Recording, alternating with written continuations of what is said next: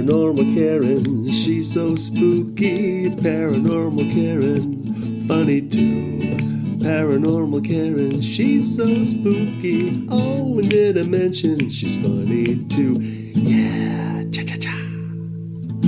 Hey, everybody, welcome to Paranormal Karen, the Predictions Podcast. Oh, this is the biggie. It is the 30th, and I am not sure many. I have 1, 2, 3, 4, 5, 6, 7, 8, 9, 10, 11, 12. I think I have 12 psychics coming on. There could be more. So really quickly, join the Patreon /Rontowski, where I do 2 extra Paranormal Karen episodes, one with what I'm looking at and one with what's going on in Utica. So t-shirts, Paranormal Karen t-shirts should be up on my website. If there is a link in the show notes, they are up. Otherwise, they are not. That makes sense, right? I will be running through this podcast very quickly. In the show notes, I won't be able to put everybody's website. So if you're listening to someone and you're like, I love this person, I got to get a reading from them, please try to remember at the end of their predictions. So everybody is doing 8 minutes. With so many people, that's kind of what I could fit in. And this particular podcast takes me about 8 hours to tape, trying to get everybody organized. So there were some people I reached out to that didn't get back to me, and there were some that didn't want to do it. Interesting that all of a sudden there are some people that don't want to do predictions. Don't know what to tell you on that, but I kind of understand. It's a weird year, and that's going out a little bit on the skinny branches because we're jumping different timelines. But let's get to it. And also, these are in no particular order. I just send Mike all the audio files and he just puts them on. And at the end, I'm not sure if I'm doing predictions, but I am going to tell you what Nostradamus said. Nostradamus made a lot of predictions about 2023 that I find incredibly interesting. So, all right, everybody, let's get started. Here we go. Shanna, like banana from Black Boots. How are you? Are you ready to give us your predictions? Hi, Karen. I am so ready. I am so ready, in fact, that I actually had a dream and wrote down all these dates the day that you asked me, but the morning before you asked me to do this. Oh, my God. Okay, so yeah. I am going to start the timer. Everyone, you'll hear the very rude little alarm go off at 7 minutes. So Shanna knows where she is. The microphone is yours. You go. Sounds good. So the first date that I'm looking at is January 13th through the 17th. Some type of shift is going to happen, like walking through a time warp. Picture the time warp, the movie, we all know it, and a really like a shedding of everything. That's January 13th through the 17th. Then we move to February 26th and 27th, seeing beings in the forest. Oh. What does that mean? I don't know, but it sounds amazing. I love it. Yeah, I'm 100% here for it. And you better believe that on February 26 and 27, my cute little butt will be in the forest because I want to see the beings. And then we are moving into March, where I'm seeing some sort of golden fizzy light. Again, don't know what that means, but maybe it has to do with the beings. We're moving right in. Great. And then, they gave a big jump and then moved right through to December of 2023, where I'm very drawn to the volcanoes and whatever is going to be happening there. And also something big involving paperwork. So something in December of next year involving paperwork. So that could be like a political thing or somebody finds something we're not supposed to read. Maybe? Yeah, anything involving paperwork. I'm almost seeing like financials, possibly like money involved, something where paperwork is really, let's all hope that it's student loans finally going away. Oh, good. But who knows? Something involving paperwork, something like too much paperwork. And I guess we're going to keep an eye on the volcanoes because that could be a mess. Yes, and they just started, and Andrea Land, who's on this, made a prediction last year about that, and I think she nailed it, so I think you're right on target. Oh, wow. Okay. So the second part of this that I did, I pulled 5 cards this morning. An overall arching card is the card of justice, and it's the universal force that's kind of keeping us in balance. Thinking about what you're doing and the consequences of what you're doing, very much around the environment, of course. And just a real like review of the past, restoring peace and balance in your corner of the world, like really touching the garden, reaching the garden, or touching the garden that you can reach, is whatever that little quote is, but really just working on your kind of corner of the world. And then in the middle, I got kind of the focus that's sort of everything else is kind of revolving around, is the Five of Wands, which is a lot of chaos and competition, some clashing, like just watch being too fixed on your own agenda and kind of checking your ego. And the biggest takeaway from this, especially for those of us who have any, level of awakeness, whatever that means, is really bringing calm to every situation. And really, one of my teachers says that when you are the most sort of conscious person in the room, it's really up to you to kind of hold that space.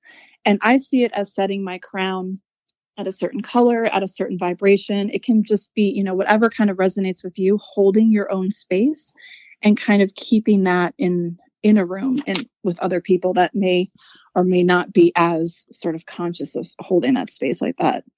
Oh, love that. And then, yeah, it's a good one. The other two cards that came out, the Artist, which may not be in everybody's deck, but it is in my Ethereal Visions deck. And I'm an artist, so this always resonates me. It's it's your vessel of creation. It's setting aside human distractions so that you can really listen and create.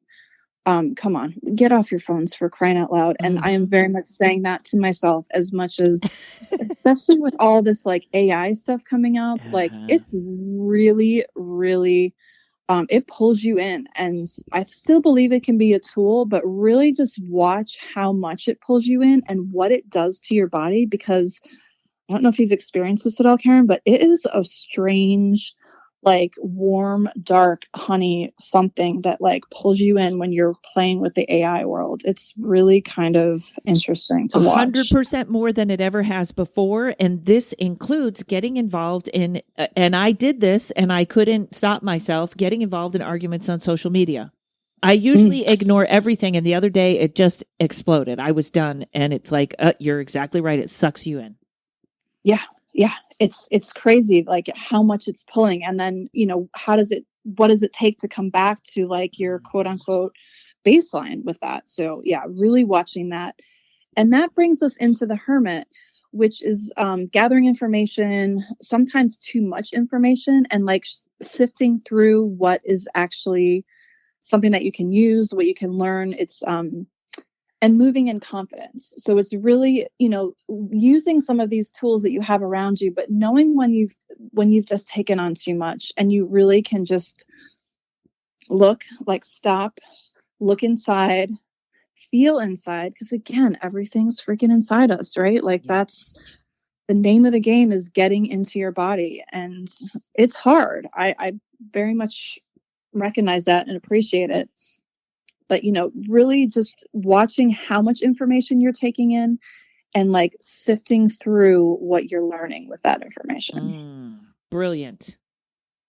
Yes. So that's really what I have to say. Again, coming back to justice being sort of that whole kind of overall,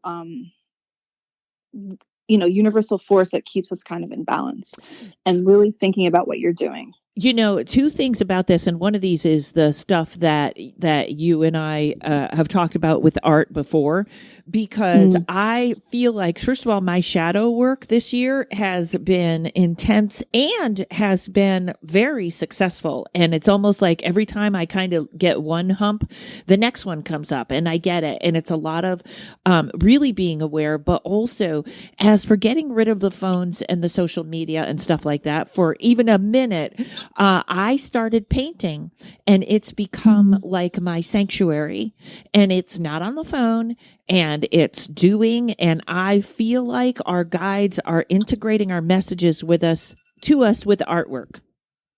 Absolutely. And if you are out there listening to this and you need permission to play, to just literally play with your materials, with art, with drawing, with, with whatever your creative outlet is, this is your permission. I am giving it to you. My name is Shanna Like a Banana. and I am a freaking badass, and I am giving you permission to play. Just play, see what happens. You don't have to share it. Just kind of see what your body, like how it wants to express itself. That's fantastic. Please pray. And at the end, I'm going to give two things. I'm going to give Nostradamus predictions for 2023. And also, I'm going to read something to you guys that Dolores Claiborne said, which I think is very helpful right now. And thank you. Tell everyone where they can find you. Absolutely. You can find me at blackboots.com, and I spell that without any vowels. So that's BLCKBTS.com. Thank you, my dear. Happy 2023. Thanks, Karen. Yay, it's Monique, hypnotist, podcaster, psychic, tarot reader. You know who you are in my phone? You're Monique Homewrecker Podcast. Hello. I know it's a weird hello. Okay, I am going to hit that timer button. Tell me what you have, my friend. Ready, set, go. All right. I like to be really positive about my tarot readings. And I felt like last year I didn't have as much positive. We went over a lot of ups and downs. And this year, so for 2023, I use my Rider Waite deck when I'm doing these predictions, but I pulled one of my astrology decks just for confirmation, because from August to December, I got all major arcana. Wow. And I got a really weird gut feeling, like some of it was good and some of it was bad, which is why I pulled the other deck for confirmation, which really explained why I was getting this really weird gut feeling inside, like something's off. Also, when I do my spread, I do it usually in quarters, so 4 sets of 3 months. And for some reason, when I pull the cards, I just did 4 months in 3 sets. But it pointed out some numerology to me, which is going to come into play. Oh. But basically, the numbers really stood out in telling me that there's going to be sacrifice, and we're going to be moving from being more emotional to more logical and curious about what's really going on in the world. Good. So for the first part of the year, this is January through April. The beginning of the year is going to bring us some relief. It feels like a brief calmness, but it's like we're waiting for it to get better, and it doesn't. So I'm sorry. That's sorry okay. to be a downer in the beginning. Towards March and going into April, there's going to be some fighting and struggling. And what we really need to do, especially in April, is as a whole, we need to rest and we need to focus on healing and just well-being for ourselves and our loved ones. So this is time for self-care and mental wellness. Take care of your physical, mental, emotional, and spiritual self and your loved ones. And also try to be kind to those around you, because we're all going through the same tough times. Yes. Now, during the second part of the year, which is May through August, May and June is going to get better. Feeling recharged, we're going to start working towards our goals and having some success with it. But come July, I see deceit. And this is going to be the catalyst for the big change that's coming. In August, someone or some group, and I feel like it's more of a group, is going to appear as if they're helping us. So I'm not sure if it's the government or some kind of medical corporation looking like they're going to help us, but it's all a ruse. And this is what's going to cause a lot of the change. But this part of the year is also where we begin the shift from emotional to logical, because so many people are just in an emotional state right now. It's hard to put that aside and be logical about things. So for the third part of the year, September through December, something big and powerful is happening in this part of the year. In August and September, the Magician and 10 of Aquarius, and also the Lovers in Neptune, those showed up in my cards, revealing that the relationship that was built on deception, it's going to begin to show itself, and we're going to feel the burden of it. And that's part of how it's going to reveal itself to us. People are going to start being like, wait a minute, this is wrong. We were lied to. Good. I love this. But, I think it's government, but go ahead. I feel like it's kind of a mix of government, big pharma, like all those big corporations. In October, Temperance and Orion show up, and they show us leadership, strength, and courage. So it's not like one person is going to show up and save us. We all have to work together and stand up for ourselves. Wow. And in November, justice and the moon bring positive change for us. Now, in December, the high priestess and Virgo show us part of what's really going on, and mostly if we're ready to see it. But this can bring some depression and pain for people who are really struggling with knowing some of the truth. But for others who kind of knew, like, I knew things were wrong, I knew something else was going to go on, it's going to be a relief. But the issue is there's still so much more to be revealed. So we're just going to get a part of the truth. It's not the whole picture yet. And the last part of the year is all about perception of things and the positive changes that you make. So don't depend on other people to change your life for the better. You need to do that yourself. You have to take those steps if you want to be part of that positive change. Wow, that's fantastic. Yeah. More? Yes. More? That's all I got. Okay, so I will tell you, I am done with this. I hope that this is exactly on, and I know how good you are, so I'm going to say it is.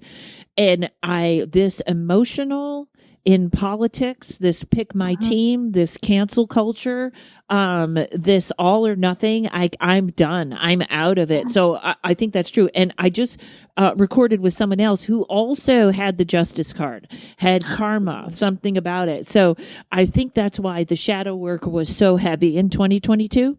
Yes. And I feel like there's something I am reading from Dolores Claiborne at the end that I think is very, very helpful with this about breaking contracts. Good. Yes. And that's so important. It's like at the end of the day, we're the only ones who can really make a change. We have to stop waiting for the superheroes to come in and save us. We're the ones who need to do that work. It's not easy, but it can be done. Yes. And you know what else? There's this need to correct someone else or someone needing to correct you on social media. And I think that's something that I hope we move into this place where that's their opinion and that's okay. And that's your opinion. And I respect that. And it's different. We're just different. So I hope that's where we're going. But Monique, you're wonderful. Tell everyone where to find you. Thank you so much. You can find me if you're interested in tarot reading. I also make organite, incense, candles. Go to tarotbymonique.com. And I'm also a certified hypnotherapist. So if you're interested in having a hypnotherapy session, I can help you with lots of different things. I also do past life regression. Go to innerstandingshypnosis.com. Everybody you worked with hypnosis that I know has sent me an email about how great you are and how great it is. I love that. Thank you. Thank you. It's and one of the things when you talk about the self-care, mental wellness, hypnotherapy is really good, but even just meditation, if you're not ready for that, just taking time for yourself. If you go take a nice hot bath, like that's part of self-care. We're worth it. You deserve it. Don't think you don't. Perfect. We have to come up with a list of inexpensive self-care. Oh, yes. I can absolutely do that. All right. Yes. Thank you, my friend. Happy 2023. Thank you. And thank you to everyone listening. I wish you the best in 2023. Let's make the most of it. Yeah. Many people are unaware just how much hypnotherapy can help them, or think it's only to help lose weight or quit smoking. But there is so much more hypnotherapy can do. It can help with stress, anxiety, insomnia, phobias, performance enhancement, connecting with your spirit guides and higher self. You can even discover past lives and your life between lives. Heal traumas, break habits, find your deepest truth, or just have fun discovering who you really are, all from the comfort of your home. I'm Monique Pliakis. I'm a certified hypnotherapist, and I want to help you. Schedule a free consult by going to www.innerstandingshypnosis.com. That's innerstandingshypnosis.com. Innerstandings Hypnosis. Find your power and ignite your inner light. Abigail Moss is here calling me from the cold north. That's all I'm going to say. I don't know if you're in a disclosed location. It is a cold white north in Alberta, Canada. There you go. Well, wonderful. Abigail, this is your first time on the Predictions Podcast. Thanks for coming on. I'm going to start the timer. You tell us what you see for 2023. Yeah, thanks for having me, Karen. So for 2023, I see us moving into a time of reaping the benefits from all of the hard work that we've been doing since 2020. There was a lot of shadow work that was kind of pushed upon people through a lot of Yes. solitude. Yes, through a lot of inner work. And I see us coming out the other side of that now. Not that the work isn't done, but I see more people coming online to wanting to step into their power, into who they are authentically, coming online to their gifts and using that in the world. The time of kind of toiling away at the job that you hate and giving your power away is coming to an end. It is going to be more and more uncomfortable to do that kind of work that is not in alignment with you, because there is an increasing energy on the planet. There's an intensifying of the energy. And as that happens, when you're not in alignment, it's going to be more uncomfortable. And that's going to push you into seeking and doing the work to get yourself into alignment. Now, when you get yourself into alignment, it's going to be powerful and beautiful, because that intensifying energy is going to lift you up. And it's going to propel you forward on the path that you're meant to be on. So this is a huge opportunity to grow exponentially, to grow faster than ever before. And it's going to call on you to have a lot of faith, to have a lot of trust, to take a leap of faith and move forward and trust that life will catch you, and to do the inner work. So when there's fears, when there's blocks, when the past is holding you back, this is the time to really face those and to really let them go, so that you can move into your power and be who you're meant to be. So 2023, we're coming out of this shadow work. Not that it's ever fully done, but we're coming out of the depths of it and into more light and into sharing and integrating what we learned in those darker times. So this is a time of integration. This is a time of sharing your gifts and being in your purpose. And so, yeah. I was going Go to say, ahead. boy, you're right on with that. I have had the shadow work, like unbelievable. And coming on the other side, you're right, it's never done, but you feel better about it. Yes. Yeah, exactly. It's like, it's not so intense anymore, because when you're in it, when you're in the depths of the shadow at work, it's like, oh my God, is this ever going to end? Oh my God. Like, and the stories are so strong, and it just, it sweeps you up in this kind of vortex. But it feels like when you start coming out the other side, it's easier to recognize, it's easier to be grounded. And there is more joy, there's more light, and you get to notice more of the, like, reaping the benefits of all the hard work you've done. So for a lot of people I see in my clients and in myself, it looks like, more purpose, accessing other parts of ourselves that have been missing. So the shadow work is also soul retrieval work. It's coming into ourselves and into our wholeness. And when you feel that in your heart, when you see that in your life, when you feel more fulfilled and purposeful and connected to yourself and others, those are all the benefits. And they just keep going and going. And they take the form of, like I mentioned, that faith and that trust and stepping into the unknown. Because in order to grow, you have to be uncomfortable. You have to go into what you don't know. And that's the whole nature of it. So it calls on you to have that faith. And that faith can be in yourself.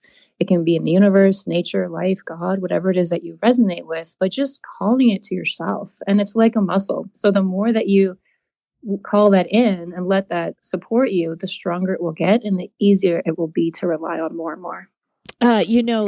So much of that, and I do think 2023 is going to make us uncomfortable. Like, I wish I was like, we're over it, but I don't think we are. I think we're going to have another weird year. And also, I feel like even the quiet quitting lends itself to what you're talking about. Yes. Yeah. The quiet quitting. Say more about that. Quiet quitting is something they're saying in America, where people are going to work and doing the least amount of work they can get away with. So they're sort of eliminating themselves.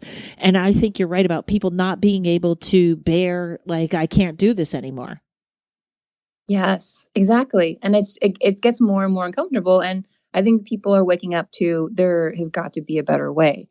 And that quiet quitting, that can be a great transition time. So it doesn't have to be dramatic. You don't have to do it all or nothing, depending on who you are and your energy and your energetic imprint and the way you work. Maybe quiet quitting is perfect because it gives you that bandwidth and space to then put that energy into what's next for you. And maybe start building something else up, be that entrepreneurial, be that healing work, be that a totally different job or even a different field or different training.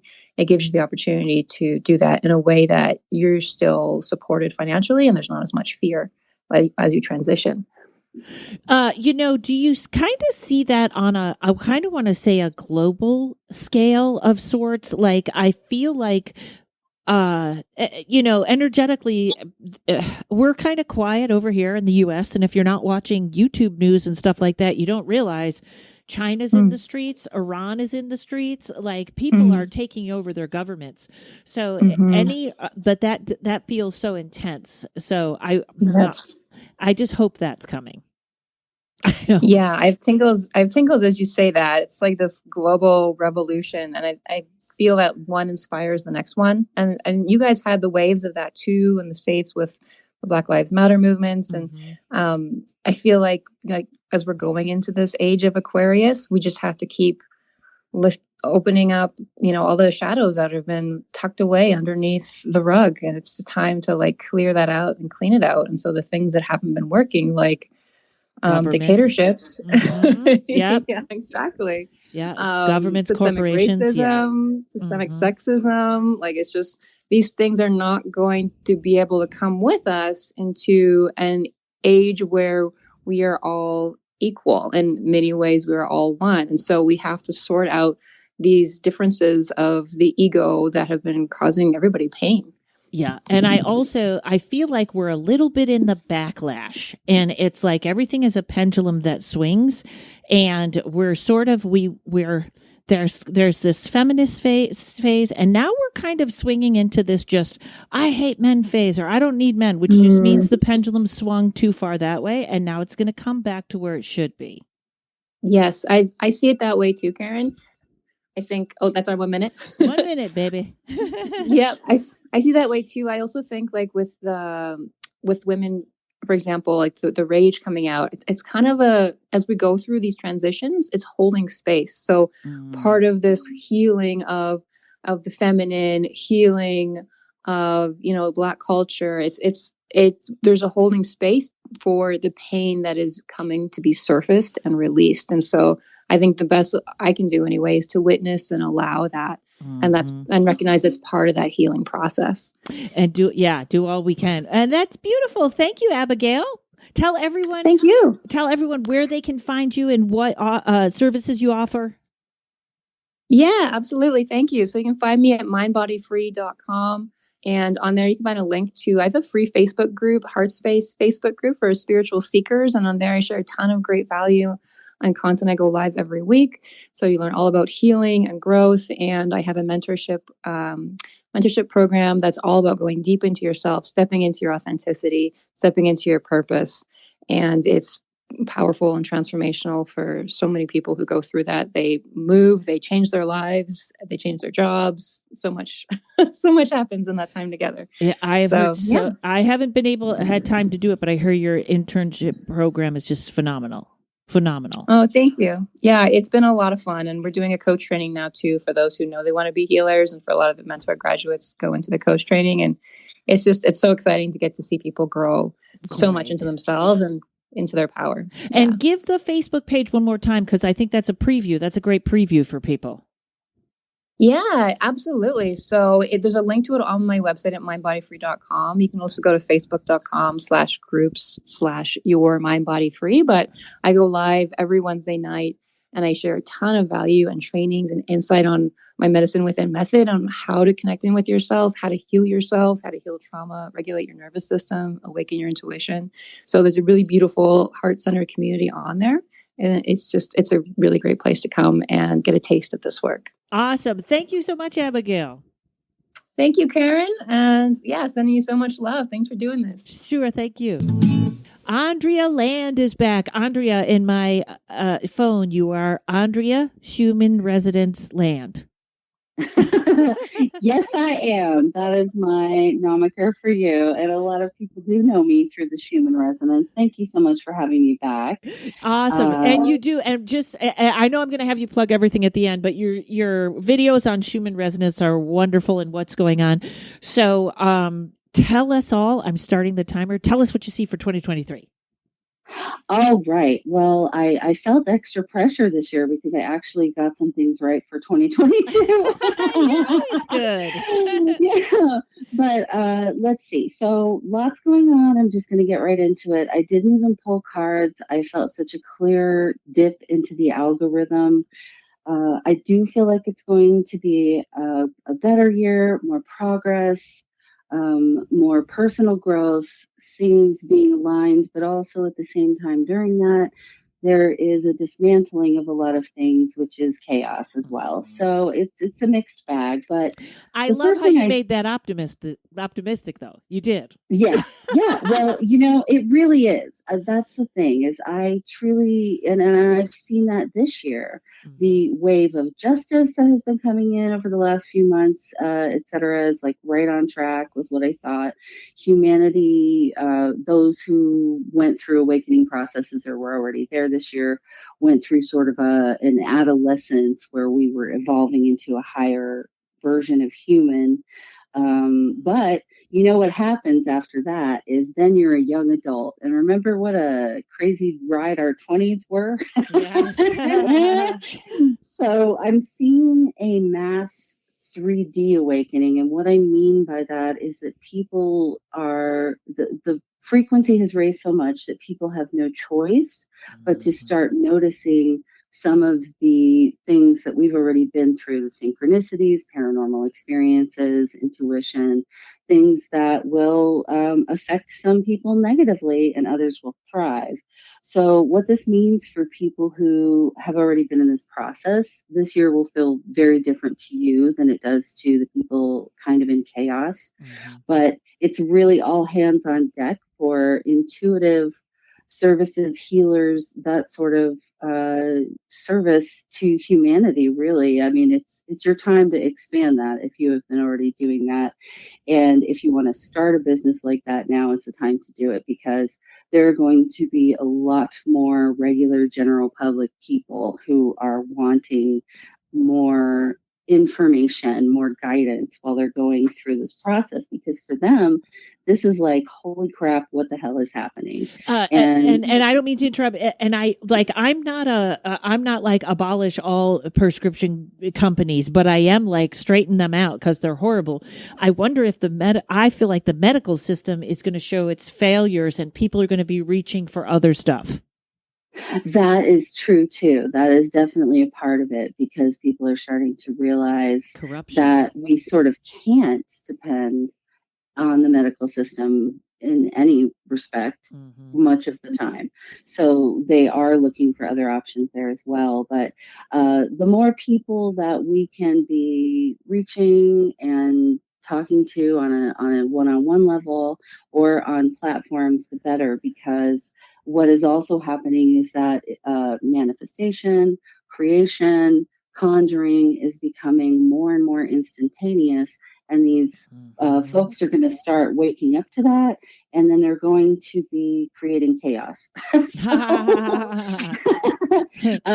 then the next thing that's really big that I saw is AI integration and awakening. And what I mean by this is that as the different aspects of AI are becoming integrated into our experience here on Earth, more people are also going to be remembering some of their experiences as AI in other expressions of consciousness from very long ago.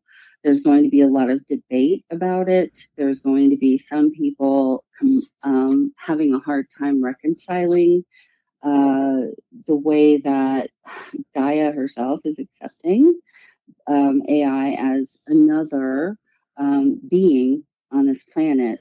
So just like people have shadow and light, so will AI. And so it's about learning to work with it, accept it, and be with that. But I think a lot of people are going to be very surprised who've been in an awakening process for a long time to start having almost like flashbacks to times when they were not as organic as they seem or feel like they are now. Then Ukraine. Alrighty. So this isn't a surprise to anyone that Putin's not doing so great. But I wrote down Putin kaput because either he will not be physically able to continue, or he will not be here anymore to continue. And what I see in that is that the next in line gets them out of the conflict as fast as possible and starts to try to rebuild some of the diplomacy in the world, because it has really screwed them to do this. They weren't expecting China and some of the other countries that they thought had their back to kind of back away and go, all right, now you're acting crazy, bro. And then continued supply chain issues. Hold on to your cash as best you can. There's going to be more bankruptcies. There just are. And I want to remind everybody that it's just a fresh start, and the wealthy have been keeping themselves wealthy this way for decades. So there is no shame in it. If you are drowning in any sort of debt from the last few years, just do it. Go get that off of your back and hold on to your cash, because with the supply chain issues and various tech disruptions and whatnot, it's important to have that so that you can still, get what you need, the supplies that you need. It's always good to have a little bit of extra of whatever you need this year, because we are going to be having, unfortunately, pretty bad heat waves this year, as bad as last year or worse. And the more you can be prepared for that and prepared to deal with power outages, deal with cooling without electricity, those sorts of things, the better off you'll be through that experience. So do a little research on that. About solar events. Will there be a larger solar event this year? Yes. Will it be catastrophic? No. I heard the alarm. Okay. So it's not the peak of the solar cycle. That's not going to happen until 2024. So there's a good chance we're going to have two major things happening in April and October. The Aquarids and the Lyrids come in. That's the meteor showers in April. So we're going to have that Lyrian and Aquarian energy coming in right when the official age of Aquarius is being ushered in astrologically. So this is part of expansion of fuel for humanity awakening, those solar events. Hurricane season, probably going to not be great, so be prepared for that. I don't see major earthquakes or volcanoes. Your experience of this year is going to be mostly about individual responsibility, making decisions for yourself independently, not being externally validated, not making your decisions externally. And if you have been in the awakening process already, you're going to feel this year a lot different, and it's going to give you a lot more momentum, motivation, and the ability to bring in what you need in your life. But there will be some chaos. Excellent. And one thing I'm going to throw in, first of all, you did great with predictions last year, volcanoes and everything. So you're always good. And this is a weird note. What I think is weird is plastic surgery used to be about looking like a younger version of yourself. I think when you look at it now, they're trying to look like AI. Yes. Like, I don't know if that's intentional, that we're supposed to go that way or whatever, but that's what I feel like is going on. But I definitely see that. I see that. And it's weird. It's weird. It is. It's weird. And all right, Andrea, tell everyone where they can follow you or get readings or whatever or your podcast. Go ahead and pitch. Oh, right. I'm pitching like a pro. So my handle on all social media and the name of my audio podcast is Grooving Goddess. I teach grid work, space weather. I talk about embodiment and consciousness expansion. I have a new mentorship level in my Patreon that you can check out. We've already started those monthly master classes, and you get an individual text chat with me once a week as part of that program. And you can find my Patreon, my podcasts and all of that at my Linktree, Grooving Goddess. And not to forget the wonderful Meow podcast, which is a YouTube podcast with my BFF, Serafina Blackman, Who's on that this comes episode? out weekly. Yes, indeedy. And then lastly, we started another collaboration this year with someone from a podcast called Supernatural Sarah, talking about ableism in the spiritual communities called conscious cronies, because that is a problem in a lot of areas. All right. Fantastic. All right, Andrea. And it's Grooving, I-N-G, right? Grooving? Yes. Okay. Yes. Thank you so much, my dear. Thank you. It's always a pleasure. Have a great day. You too, honey. Bye. Hi, my name is Ashley, and Prithvika is my collection of consciously created crystal and nature-forged jewelry. Prithvika translates to of the earth in Hindi, which represents the natural earth-made materials I'm working with, along with my personal ancestry and grounded energy. Each piece is created through ceremony and science, and completed with being Reiki charged. I'm currently featuring copper mirror necklaces, which can be used for protection and mirror magic. My intention is for your new piece of jewelry to feel like an extension of self, to help bring your desires to fruition and to amplify the magic within you. My Instagram is @Prithvika, and my website is prithvika.com. That's PRTHVEEKA.com. Everybody, Chris Ziegler is here. I said that correct, right, Chris? Ziegler? Yes. Okay. And I will say one of the best Instagrams if you're into tarot. Just fantastic. I love your content, which is kind of how we got in touch, and you did a great Patreon for me. So I am going to hit the timer. Are you ready? Yes. Okay. Go ahead. Okay, so I drew 3 cards for the big 2023 story, and I got the Page of Pentacles, 8 of Swords, and Knight of Pentacles. And I'm interpreting this as meaning it's about the economy will be the big story. And the 8 of Swords, I'm thinking it's not looking good. I'm thinking it's stagnation, at least, maybe recession, or just things flatlining, not moving forward. Perhaps more inflation. Then I drew 3 more cards for the economic outlook as a separate question. I got the 2 of Swords, 7 of Swords, and the Moon. So again, I'm thinking the economic outlook for at least for our country in the coming year is maybe not as hopeful as I was hoping. Mm-hmm. There may be a recession, or at least like a stagflation or something, where the inflation keeps going and other things aren't growing. But I didn't see anything. I was more fearful that I would see like war or more disease, and I don't really see that. Again, the focus seems to be the economy. Good. And things not being great. I also asked what would happen to Twitter. The recent interesting. Good question. The recent controversies over Twitter. I got the King of Swords, 9 of Wands, and Strength. And the King of Swords actually saw maybe as representing Elon Musk as the guy in charge there. Mm-hmm. And I interpret this as meaning that it's going to bounce back. Twitter will get through their recent troubles, and the company and the platform will survive. Good. Oh, that's really good. Interesting. No one's hit on that yet. Okay, great. Keep going.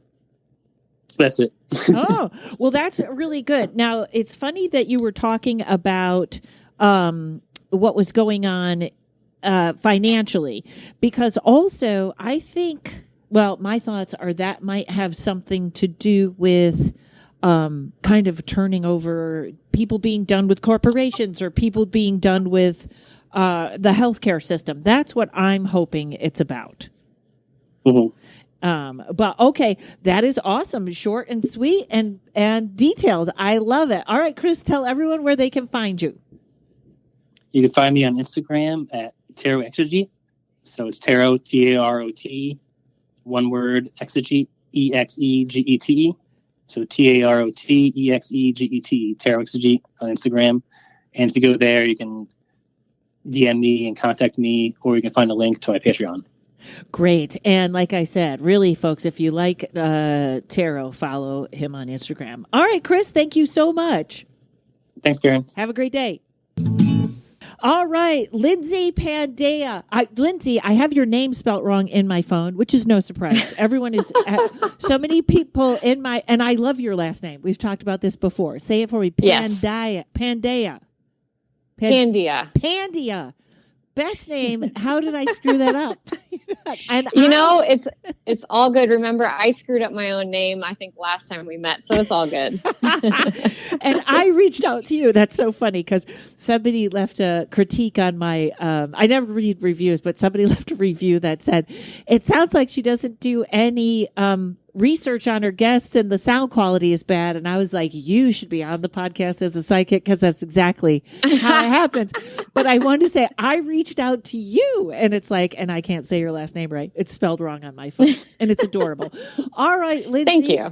I'm starting the timer. Tell us what you got for 2023. All right. So what I did was an oracle spread, and I also threw some stones, and I wanted to answer 2 specific questions. What are the challenges that this community will face in 2023? And what are their opportunities for growth, healing, and expansion? And I broke this up into each quarter of the year. So from January to March, the community is struggling with compassion towards others, especially the people that trigger you. So you've got your walls up around your hearts, which prevent you from trying to understand the other person. We've all gone too long with just kicking people out of our lives that challenge us. And that doesn't refer to people that are abusive or toxic, but it really refers to the people and the family in our lives that are otherwise decent humans, but we just don't see eye to eye or they challenge us. So your emotions are being bottled up. You remove the person from your life, and then you guard and protect your heart to prevent any possible hurt in the future. You've also been very stressed, overwhelmed, worried, fearful, overworked, and you're flat out done with everything in this period of time. There's a pushing or forceful energy with manifesting and working with the universe as opposed to a flowing energy, looking for the lessons in every situation and co-creating with spirit. It's time to surrender more, allow our worries to shed off like a snake's skin, allow for practice of non-judgment, non-attachment, and non-suffering. Practice, practice, practice. It's really important to just remember we aren't looking for perfection. We're just looking for practice. And when it comes to challenging relationships with others, work towards healthy boundaries, compassion for yourself and others, communicate your needs and feelings, and look for what this can teach you. The more that we practice compassion, looking for the lessons and going with the flow, the closer we get to unlocking the healer within us. Remember, our challenges in life teach us the medicine to heal ourselves, which we can then use to help others heal. So don't shy away from the challenges. It's really important. I just really want to get that message across. Like, don't avoid the challenges. What triggers you is what is going to help heal you.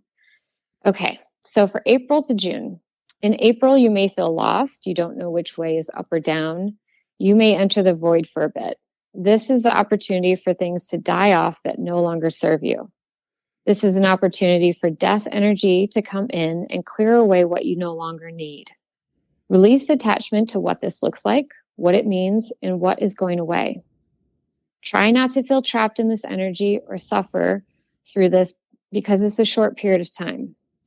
And there is a rebirth right around the corner. So stay grounded, lean on the people that bring you hope and courage and strength, and do the things that keep you going and feeling good. The rebirth is coming, likely around the end of April, and what it brings is incredible.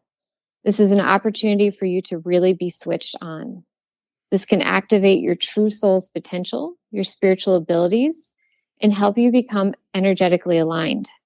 Lots of great spiritual powers and abilities are coming through, along with deep spiritual connections. Don't forget that we have to stay grounded to have healthy spiritual connections and use our ability to its fullest potential. Also, I really want to stress this. Everything starts with the heart. So tap into your heart space and really feel into the connection that you're trying to make. And this is going to amplify your gifts. So whenever we're trying to manifest or connect with our spirit guides or do any spiritual work, if we start in the heart space and feel the emotion that we're trying to cultivate, that's going to help everything sort of just grow exponentially. Now, for July to September, this is a lighter period of time. This is a time for harvest, collecting all that you've been growing and working on in the first half of the year. So now is a time to dance and sing and rejoice in all that you've done, all that you've learned in the first half of the year. Reflect on your growth, the challenges you faced, the expansions, the opportunities, and your journey. There's a lot of abundance during this time, along with opportunities for good fortune and financial opportunities, especially towards the end of September and early into October. So harvest and gather for the future months ahead. Use your internal strength and willpower to get things done. Collect what you need for the months ahead and gather up your bounty from all the seeds you've planted and all you've grown in the first half of the year.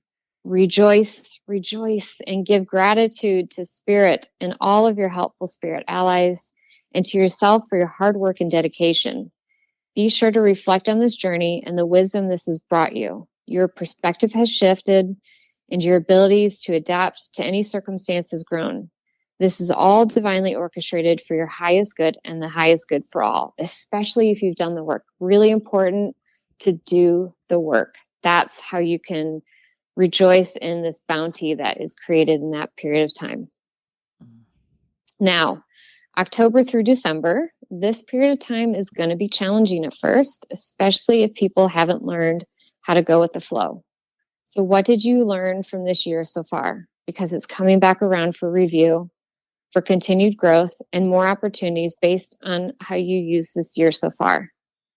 There is another death and rebirth cycle, but this one is far more about the soul, past lives, and ancestral work than the previous cycle, which was about the outside world, internal patterns, emotions, and beliefs.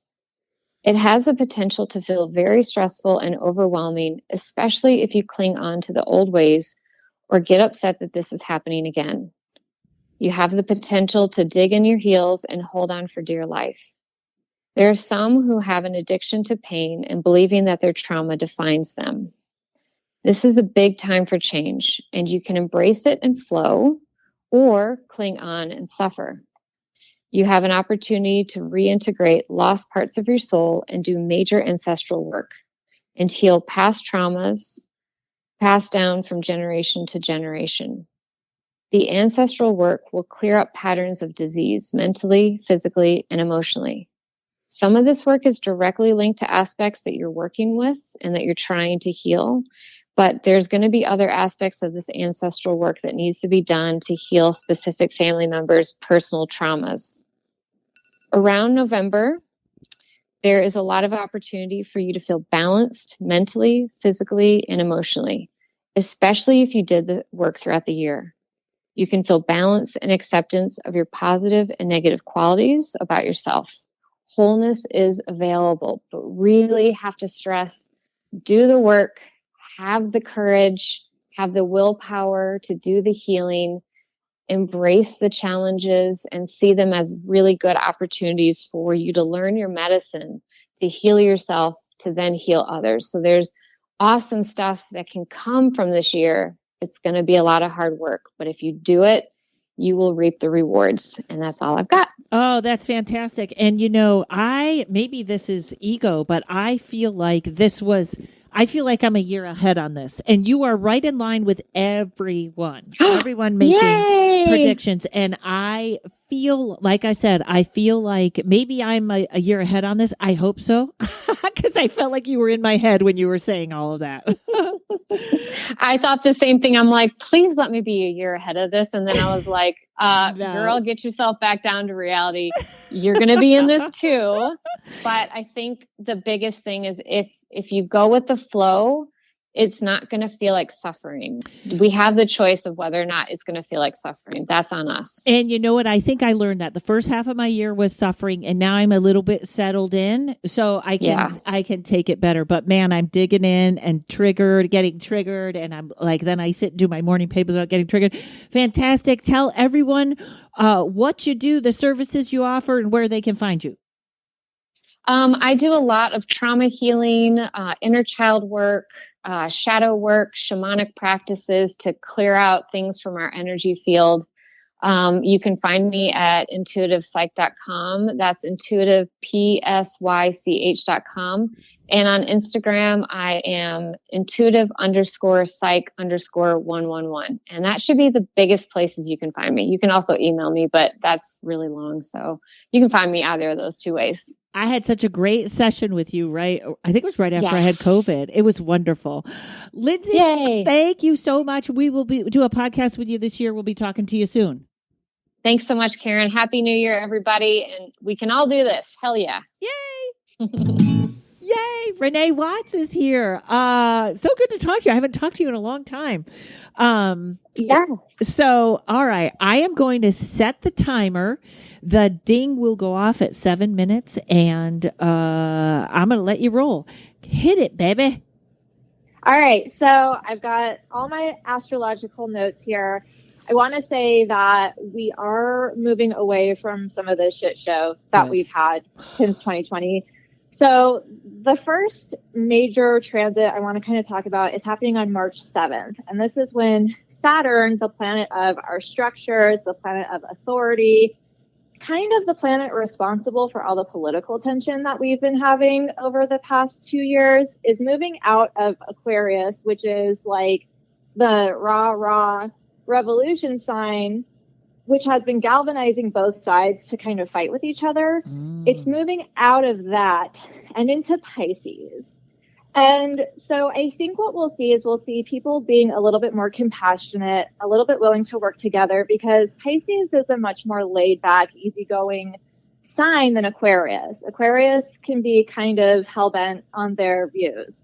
So I think that Saturn in Pisces is going to bring out more moderates, which I hate to say, and like 15-year-old punk rock me would kick my ass for saying this, but like we need more moderates right now. Yeah.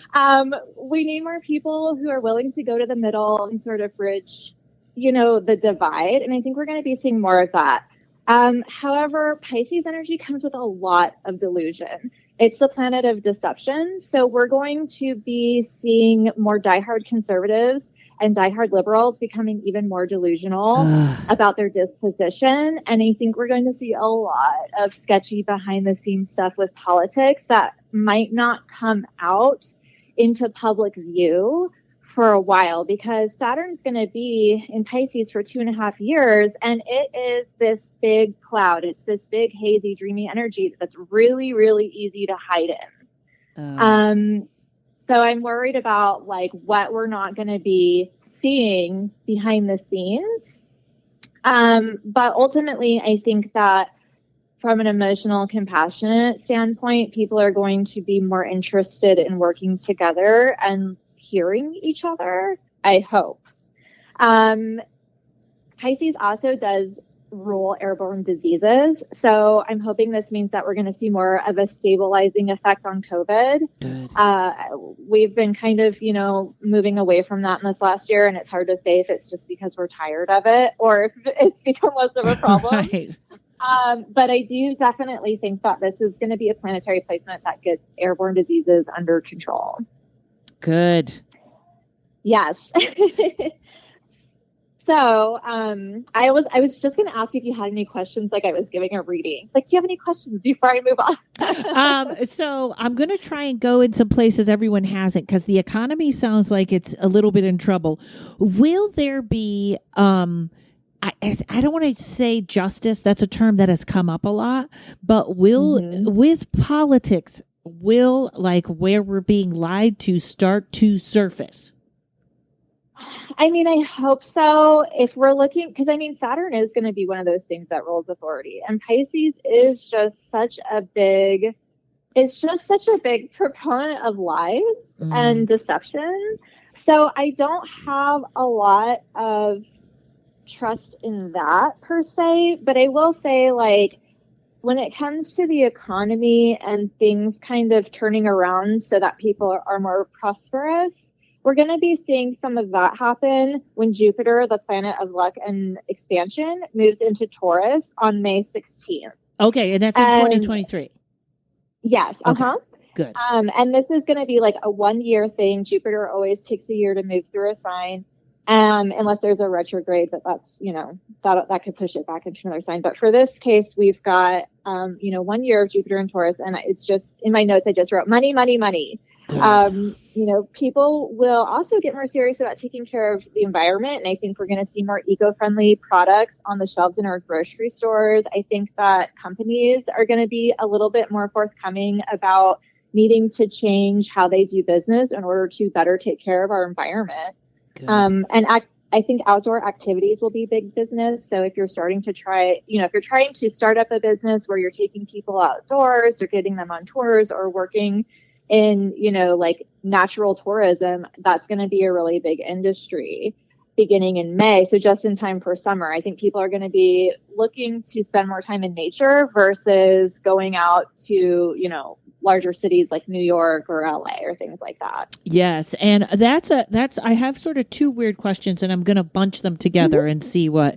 So a lot of my clients keep asking me, how do I get out? Like that, whatever that hermit thing that happened during the pandemic, people can't get out. And also there's sort of this theory that there are suddenly going to be a lot of divorced people. Yes, I have that too. Okay. And so if you're, kind of like it was presented like, ladies, if you're looking for a man, they're all about to get set free, and they're not going to be ones that want to play the field. Is there something about that? Yeah, so we're having a nodal shift, the north node and the south node, which basically are like the north and south pole of the moon, basically. And they represent twists of fate. When we're looking at eclipses, which are known for these life-changing events, that's when the nodes of fate are at their most active. So we're getting a nodal shift on July 17th. That's going to last until January 11th of 2025. So this is a year and a half. And the North Node, which is what we're building upon, this is what we're taking in, enters Aries. So for that, we're talking new relationships, taking initiative, new opportunity, fresh starts. And the South Node, which is what we're releasing, enters Libra. And I literally have in my notes here that we're probably going to see a lot of public breakups that we weren't expecting. We're going to be releasing relationships that no longer serve us. And this can be both platonic and romantic, but it is more of a romantic energy. We're releasing, relationships that just are no longer working. And this is also a really good time for, if anyone's been having trouble getting over an ex or shaking a love interest that's never quite come to fruition, this is really going to just help push that out once and for all to where you're just finally over it and done and ready for the next chapter of your life. That sounds great. Also, I'll be in a 6. I'll be in a numerological 6 in 2025. So that could be my year. Oh, that could totally be your year. Absolutely. Is that our time? Yeah, you got another minute. So whatever else you have, we'll take it. I do love that the timer went off right when you're like, I think it's my year. Like it was agreeing with you. I'll tell you, numerologically, I used to hate 5s, but I think it's 4s, except that I'm going into my 5. So I don't want to say that right now. Oh, I had a blast in my year 5. I traveled the country. It was insane. I was a lunatic.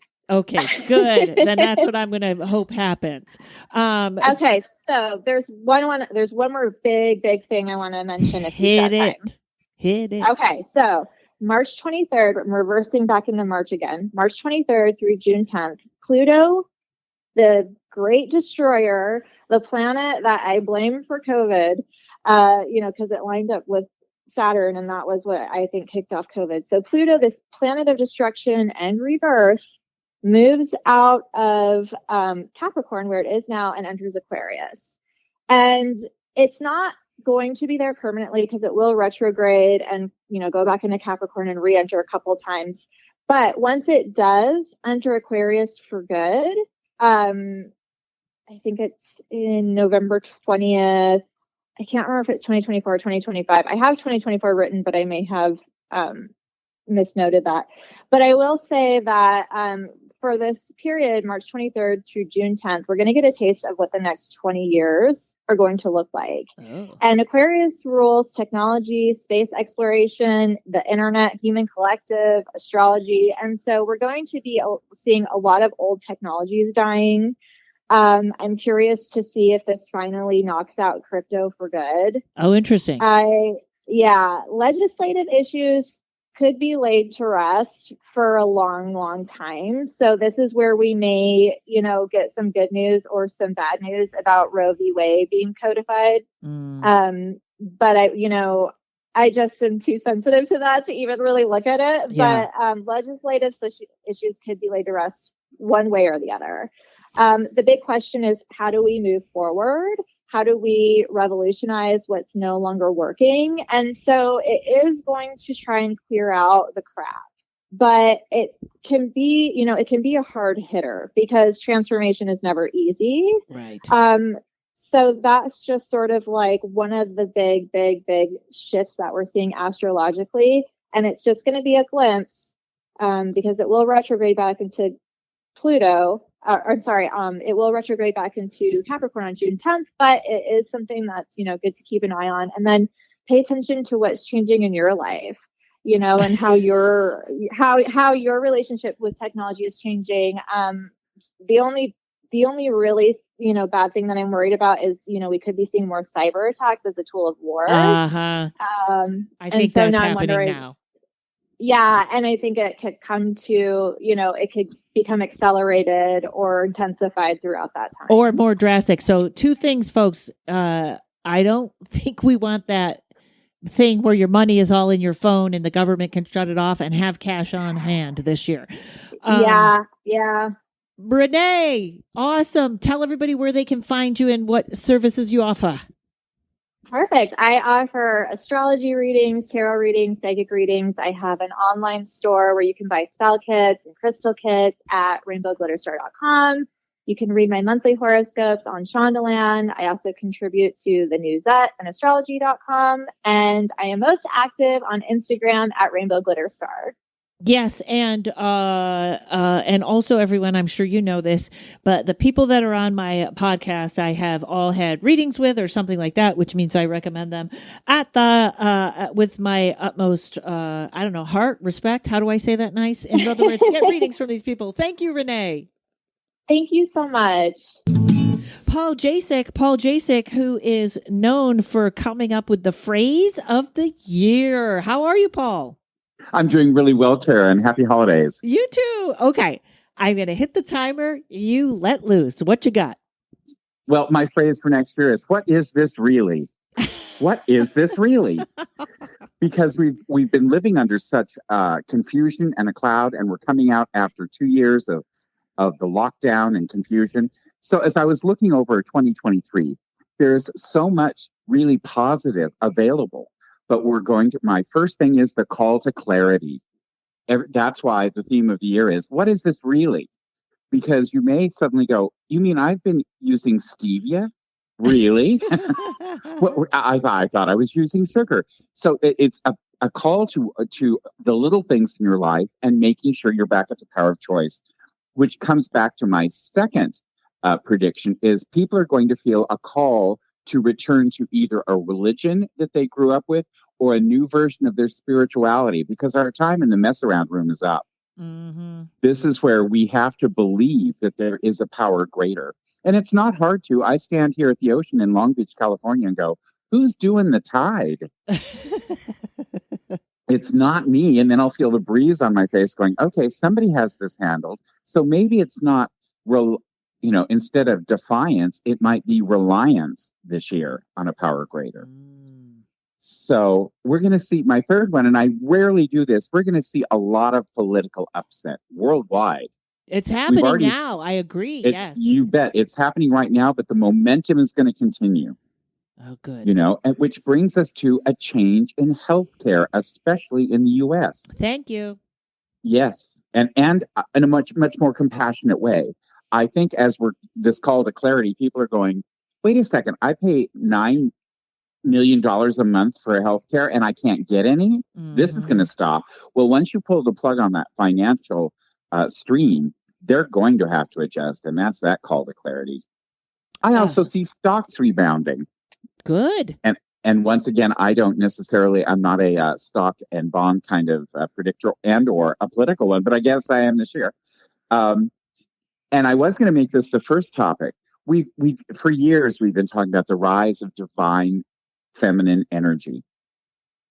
And we're now seeing it within this gender reassignment and gender issues. Mm-hmm. People are now having to sort through. It used to not even be a topic of conversation and or a choice. And now that it is like people are choosing. And I mean, at any age, I know somebody that's 58 going, I think I'm a woman. Mm-hmm. Because we've been so programmed and locked in. The other thing I really liked about this, and it almost brought a tear to my eye, is next year we're going to see a great amount of found children. I love that. Children that have been lost. We're going to see a real increase in found children. And then the other one that I thought was way out there, because I even said to my guidance system, I'm like, you're kidding me. They're going to find a new species in the ocean. Oh. A type of fish or a type of organism that has not been seen before, which I don't know about anybody else, brings me great comfort in that there's always more. Mm-hmm. There's something new. We no longer, we're shaking off that old idea of, yeah, I got it. Whatever. Yeah, everything old, I know everything. That's not true. Everything is a new experience. Isn't that fun? That is. Wow. So those are my 8 quick little predictions. Oh, that was great. I didn't want to cut you off time-wise, but you know what's really interesting, and I'm talking about this on my Patreon podcast, is, the octopus does not have any DNA that matches anything on Earth. Like, they really think an octopus came from a meteorite or somehow something, like scientists are saying octopus are from another planet. Which is so fascinating to me because I love octopus. And the thing I love most about them is they have been known to just randomly punch another fish in the face for no reason. Well, I get that. They're just like, I'm done with you, bang, which is just hysterical. But that's wonderful, Paul, and I'm glad there was a lot of optimism in there. That seems really good. So the phrase is, what is this really? What is this really? I love that. And I know it's not a great thing to hope for, but I very much hope for a revolution, a peaceful revolution. I'm making peaceful revolutionary t-shirts, but something's got to go. Well, that's that call to clarity. When people go, wait, are you kidding? I was supporting somebody I didn't believe in. Well, I thought it was a good idea. Yes, but was it your idea? Yeah. And hopefully, because what Aquarius is, hopefully this is a split from being married to your political party without any question. Yes. All right. Well, Paul, yes. Tell everyone. That's what the call to spirituality is. Okay. Yes. You can find me on Patreon. Because not only do I have a tarot career because of you, I followed you into Patreon. And under creator, you can find me, Paul Jacek, Jacek. Awesome. Or get a reading. Either of those two, correct? Yes, indeed. And what is your website, Paul Jacek Comedy or Paul Jacek? Paul Jacek, but you can find me also on Facebook at Paul Jacek. Jacek. Thank you, Paul. That's it. You're welcome. Happy New Year. Serafina Blackman, one of my top fairy advisors, is here. How are you, my dear? I am doing great and ready to tell you about 2023. Okay, I am going to start the timer. You hit it. Go ahead. Great. I'm going to start with advice. Okay. Pay your insurance premiums, everyone. Pay your insurance premiums, whether it's your car insurance, your home insurance, your contents insurance, your medical insurances. If you have renters insurance, if you don't have renters insurance, get renters insurance. Pay your insurance premiums. 2023 will be a record payout year for insurance companies. Go get yourself a good broker that has a history of customer advocacy, so that they can recommend the best insurances that you can have, because insurance companies are going to be paying out. There is going to be a record number of claims across all of the industries that insurances are attached to. Remember, insurance is a financial service provider. Wow. When people think about the insurance in the U.S., they think only about medical insurance. Insurance is a part of the financial block. And this is the start. And I'm going to tell you why all of this is going to be happening, because this is going to be the start of that part of the financial system that gets the crack towards building the new financial system. Yay. The insurance industry has not been touched as much yet since this new world of 2020 has started. They haven't really done a lot. It hasn't really cracked in. If it is that we have all asked for a new financial system on the earth, moving into this new way that we want to live on the earth, then there is still a lot to be done before that happens. This is not going to be happening overnight. And the insurance industry has not been touched. 2023 is where we really start to see the cracks in the insurance industry. And this is going to be from a number of claims. So I'm going to tell you why those claims are going to be happening. Yes, in because, that's interesting because I do believe these systems are failing. And this is a wonderful angle to it, that we break them, not the opposite. Yes. So there's going to be a lot of accidents. There's going to be freak storms. There's going to be natural disasters, which we have been seeing. That is going to escalate. There is going to be weird, unforeseen circumstances that are going to cause people to claim on insurance companies. But of course, they will not see it, but you will see it coming because you're listening to Paranormal Camera. So the energies that are going to be bombarding 2023 that is going to allow this to happen is solar. So the solar activities, the rays, the cosmic changes that are coming in. And I'm sure Grieving Goddess is going to talk all about all of that stuff. She talks about the Schumann and the changes that are happening solar on the earth because of all of these energies that are happening.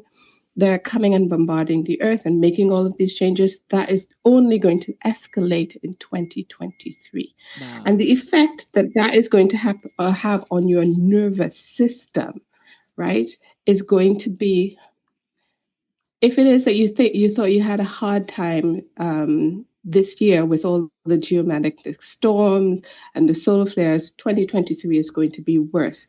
The new core morbidity that is going to be discussed in 2023 is a damaged nervous system.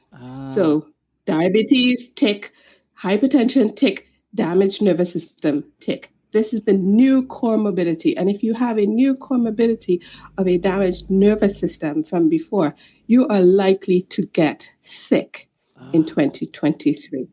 How sick you get will be how much you take care of your nervous system, because with all of these energies bombarding your nervous system, this is going to make you likely to get a whole host of neurological type illnesses. So we're going to see MS diagnoses spike in 2023. You're going to see ME type, chronic fatigue type, those types of ME, CFS type of diseases. Autoimmune seems to be on the rise. Yes, you're going to see those sort of pipes, they're going to spike in 2023. And this is because of all of the geomagnetic stuff that's coming into the atmosphere, as well as poisonings. And I'm using the word poisonings because this is how I see it. The soil fungus that was found in 2022 that used to be harmless, and I did talk about the soil and the changes in the soil fungus that they found that used to be harmless that is now causing people to be ill. This is good, and it's having a big problem. And in 2022, they found this problem to be significant in order that they had to report it. So these kinds of things is going to attack your nervous system. So you need to take care of your body. You need to do everything that you need to do to have a healthy and robust nervous system. You want your nervous system to be like feathers when it's going through, air currents in a stream. You see how birds' feathers react when they're flying through high currents, really high in the air. It needs to have that balance between flexibility and rigidity, because we don't want broken bones and toes and whatever at the end of this journey. We want people to come out at the end of this very long journey that we're going through to be perfectly okay, as best as okay as they can get. So this is a walk. It's not a marathon. You need to wear comfortable shoes. You need to take care of your body. Go slow. This is a walk. This is not a marathon. We want you at the end of the finish line to have no broken toes. This is not, a marathon. Mm-hmm. So that is with regards to, the poisoning and that sort of thing. With the bombardment on the nervous system, I felt like my nervous system was on fire when I was feeling into the energy of 2023. And this is likely for people to cause accidents. People are going to cause accidents in their own personal life. We're talking about personal tragedies. We're talking about industrial accidents that have environmental impacts. We're talking about accidents. Go ahead. I'll ask you this question when you're all done. That was the bell, but keep going. So with this hyper stimulated nervous system, trips, falls, broken bones, spacing out, you name it, people are going to be causing personal accidents in their own lives, as well as being out in work. You're going to cause accidents. So I need people to be hyper vigilant and be aware. So a lot of mindfulness that allows you to be present in the moment, to be aware of what your body is doing. This is about body awareness, what your body is doing, how your body is feeling, taking time out for yourself. Self-care is so important, right? This year, we're going to have a lot of shocks to your nervous system, because you're going to be witnessing other people's accidents. You're going to be witnessing the freak storms. You're going to be witnessing the personal tragedies. This in itself is going to bombard your own nervous system. And you need to put the tools in place for you to be able to not be numb to it, but to be able to react and bend and flow. And so that it's not, again, weakening or overloading your own nervous system with these shocks, right? So again, I'm going back to that analogy of the feathers, right? Mm-hmm. I'm going back to the money part of it, right? So, if it is that you have your money, your investment, you have an investment portfolio, and you have your money in insurance companies or somewhere in insurance, I would advise you to diversify your portfolio, move your money out of insurance. They are going to be making this huge payout next year. That could only mean higher premiums. So get yourself a good insurance broker to get you the best kind of insurance for your needs. And let's break the system. I can't tell you enough. Yeah. But in breaking the system, you kind of have to play it the best way with the rules that they have put in place, right? You kind of have to beat them at their own game and work the rules so that in the end, you get what you want, which is the broken system, without being hurt by the system while it's breaking. Okay. And a couple of things really quick. This is aligning with so much, and I don't know the order that this is going up, but this would absolutely align with healers and all these Reiki masters and everybody sort of coming into their own this year. And, the other thing is, I wonder if there's also going to be there. You see a lot of people snapping, like losing their mind. I think that's going to be there too. But yes, and like I said, if you had a hard time managing through the energies of 2022, 2023 is going to be a faster year.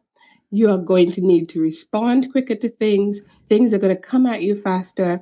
And with that sort of speed, if you are not prepared to deal with shocks, trauma to your system, if you're not prepared to be able to maneuver in this very chaotic environment, you have to find the smoothest, easiest path through.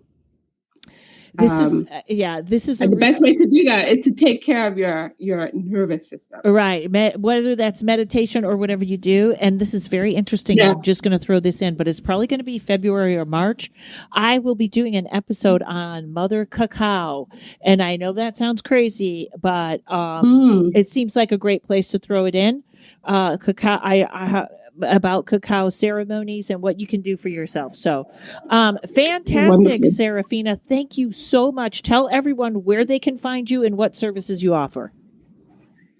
Right. So I offer bioalgorithmic adjustments. You can go to my page and find out what that is. That deals with everything that is encoded into your data fields in your body. I do fairy readings. I do activations. I do Reiki. I have a Patreon where I'm offering workshop and masterclasses and support for Reiki practitioners from level 1 all the way up to master. So check that out. My link tree is Serafina Fraggle. My Patreon is Serafina Fraggle. You can find me on Instagram as Serafina Blackman. Go ahead, look for me. I'm here to support everyone on their journey. And spell Fraggle for us. Fraggle. Oh, I also have a podcast, Fraggle-ing with Serafina, which I would love Karen to come on. I will be on it. Done. Yes. Yes. All right, darling. Thank you. You can also find me on Meow. Sorry. You can also find me on Meow, podcast with Grieving Goddess. I'm on Conscious Cronies. We talk about ableism in that as well. So check that out as well. Awesome. All right. Thank you, my friend. Happy New Year. Happy New Year. Barbara, you are in the cold tundra yourself, aren't you? Yes, I am. I am in Lake Superior on Madeline Island. Yes. Oh my God. All right. Well, everyone loved you on the podcast. So now they're going to love you in the predictions show. I am going to start the timer. Tell us what you are seeing for 2023. All righty. Let's just get right into it. 2023 is a 7-year. Okay. Mm-hmm. 7 is self love, given opportunities to learn to be more intuitive. But the thing we have to remember is, now I say this about a lot of things in life, but particularly next year, anything can happen at any time. Mm-hmm. There are going to be people that turn around in directions you never thought they'd turn, situations that come about that you never thought you would see that happen. And a lot of it is because there's stuff that works in the background that you don't see, in the news headlines or what you read online or whatever. There's so much that's going on. And it's all moving us in this really superb direction that is uncharted. Mm-hmm. So there's a lot of, in that 7, in that self, there's a lot of learning to be your own authority. Oh, I love it. And you know why? And you're seeing why you can't trust corporations. You can't trust big pharma. You can't trust... And karma is coming. It's starting now. I mean, it's been going on for a while, but it's going to increase, not just around us, not just the Twitter files that kick it off to show what karma is, but on a personal level. We all have it. It's going to be there. And this is our chance to kind of face it and transform it and cleanse it and clear it in whatever way that shows up for anybody individually. But I would also say that this is a time of, as the truth comes out, because that's what's happening. The truth is coming out. And more people are seeing the truth in a way they haven't. Maybe some people have seen the truth earlier than other people. Mm-hmm. But those who understand know that there's a shock that's going to happen to all of those people who believed all of those things that really didn't turn out to be true. Yep. Then there's a whole psychological need for compassion in those moments as we rebuild, right? Mm-hmm. So those of us who are striving to be those self-conscious, rooted in compassion, working for the good of the whole, spirits and souls bringing world peace wherever we go. This is our year. This is our year to be that change and root ourselves and anchor ourselves in that compassion and to strengthen that I am that nothing can change. No matter what's going on around you or me or anyone who has that I am, it doesn't change. It is who we are, these miracle creatures. So more and more we have that opportunity next year. And I like too that we've been a culture of propaganda for decades and decades. Yeah. And coming out of it is kind of what's happening. It's slow going and slogging, but we're doing it. Yeah. So I think next year, those of us who've been kind of hiding ourselves a bit to protect ourselves through this cultural change of COVID can come out and breathe a little more and find ways to be honestly authentic without being invasive with our ideas, but not having to feel afraid. Yeah. Because of how you see something or perceive something, especially those of us who have never been, say, connected to the medical industry. Even long before COVID, there's a whole bunch of people in the world who never adhered to that. Yeah, I have something to say at the end, but I don't want to interrupt you. But you're so right on, and everyone is saying the same thing in a different way. So keep going, my friend. You're hitting it. Yeah, yeah. Okay. So what else? I don't usually predict death. In fact, I have never, I don't think, predicted anybody's death. But when they're Death Eaters, I feel like under the circumstances, I might express an opinion that I think 2023 we won't see Harvey Weinstein anymore. Ah, okay. And if I were a remote viewer like I did into the Twin Towers jail, it's a hard thing on his whole psyche, his body. Mm-hmm. I've been in jail. And I was only there 2.5 days. That's enough, right? So even going in there and seeing that and also I think we're going to lose Bill Clinton. Oh, interesting. He doesn't look good. He does not look good. Yeah, he hasn't looked good in a while, but also, there'll be those that question, like they always do around the Clintons. Yeah, they'll say it was Hillary right away. A woman scorned. Right. She didn't get that presidency, I think she would have killed him a long time ago, though, myself. I think that she's past it now, so. Interesting. Oh, well, yeah. That sounds right on. Yeah. So, I don't know. I guess if there's anything I would say, it's that I urge people to continue to be their own authority, to learn what it means to really live an intuitive life, because that connects you back to nature in a way, even if you're not sitting amongst the nature. Mm-hmm. When you can get into your intuitive part of that self, that voice of God within you that's impelling you to take the steps for the good of the whole. Yep. You work much better with what's going on around you. So. Yes, that's great. And also, there's, I've said this many times, the actual definition of the word woke was realizing you've always been lied to. And I think some of us grew up woke because that's what my father always was telling. I just beat that into my head.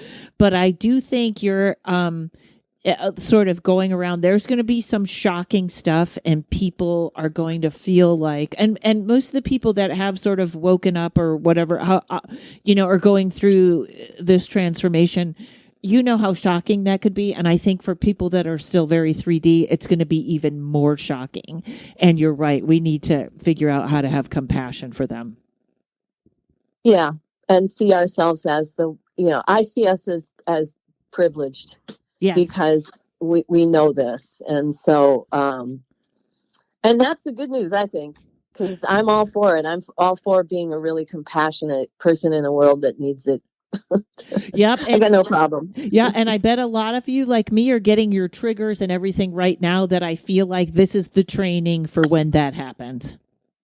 Yeah. So there won't be any I told you so's. It'll just be like, yeah, I know it's going to be okay. So, fabulous as always, Barbara. Can you tell everyone where to find you, what your services are?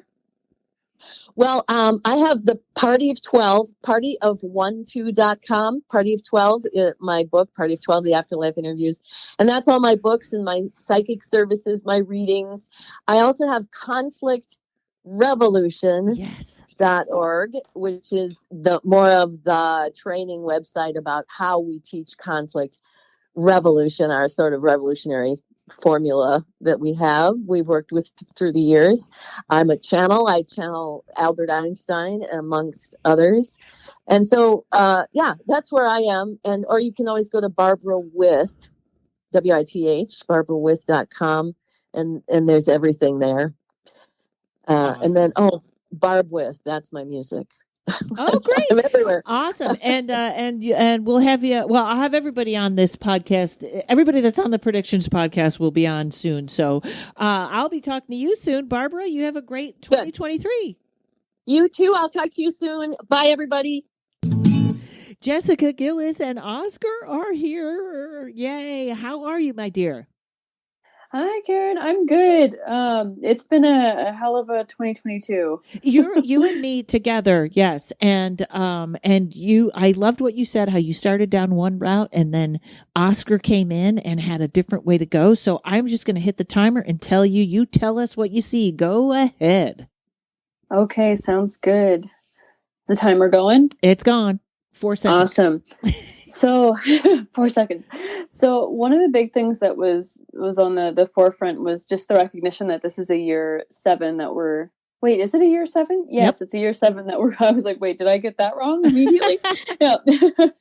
Year 7 that we're going into. So really finding reflection around our emotions, a lot of researching, a lot of looking into what the meaning of faith is for us, and kind of a year where collectively we're going after, like, what is the answer? But what Oscar wanted to bring forward was that the answers we find might directly oppose our desire. So not necessarily the most comfortable thing. So we kind of broke it down into quarters. So within the first quarter of the year, the first thing he mentioned was that there's a really personal choice to have peace inside of the self, even if that's not what's occurring outside. So within the first quarter of the year, he was showing a lot of separation, ignorance, and isolation, which is very similar to what was happening in the year 2022.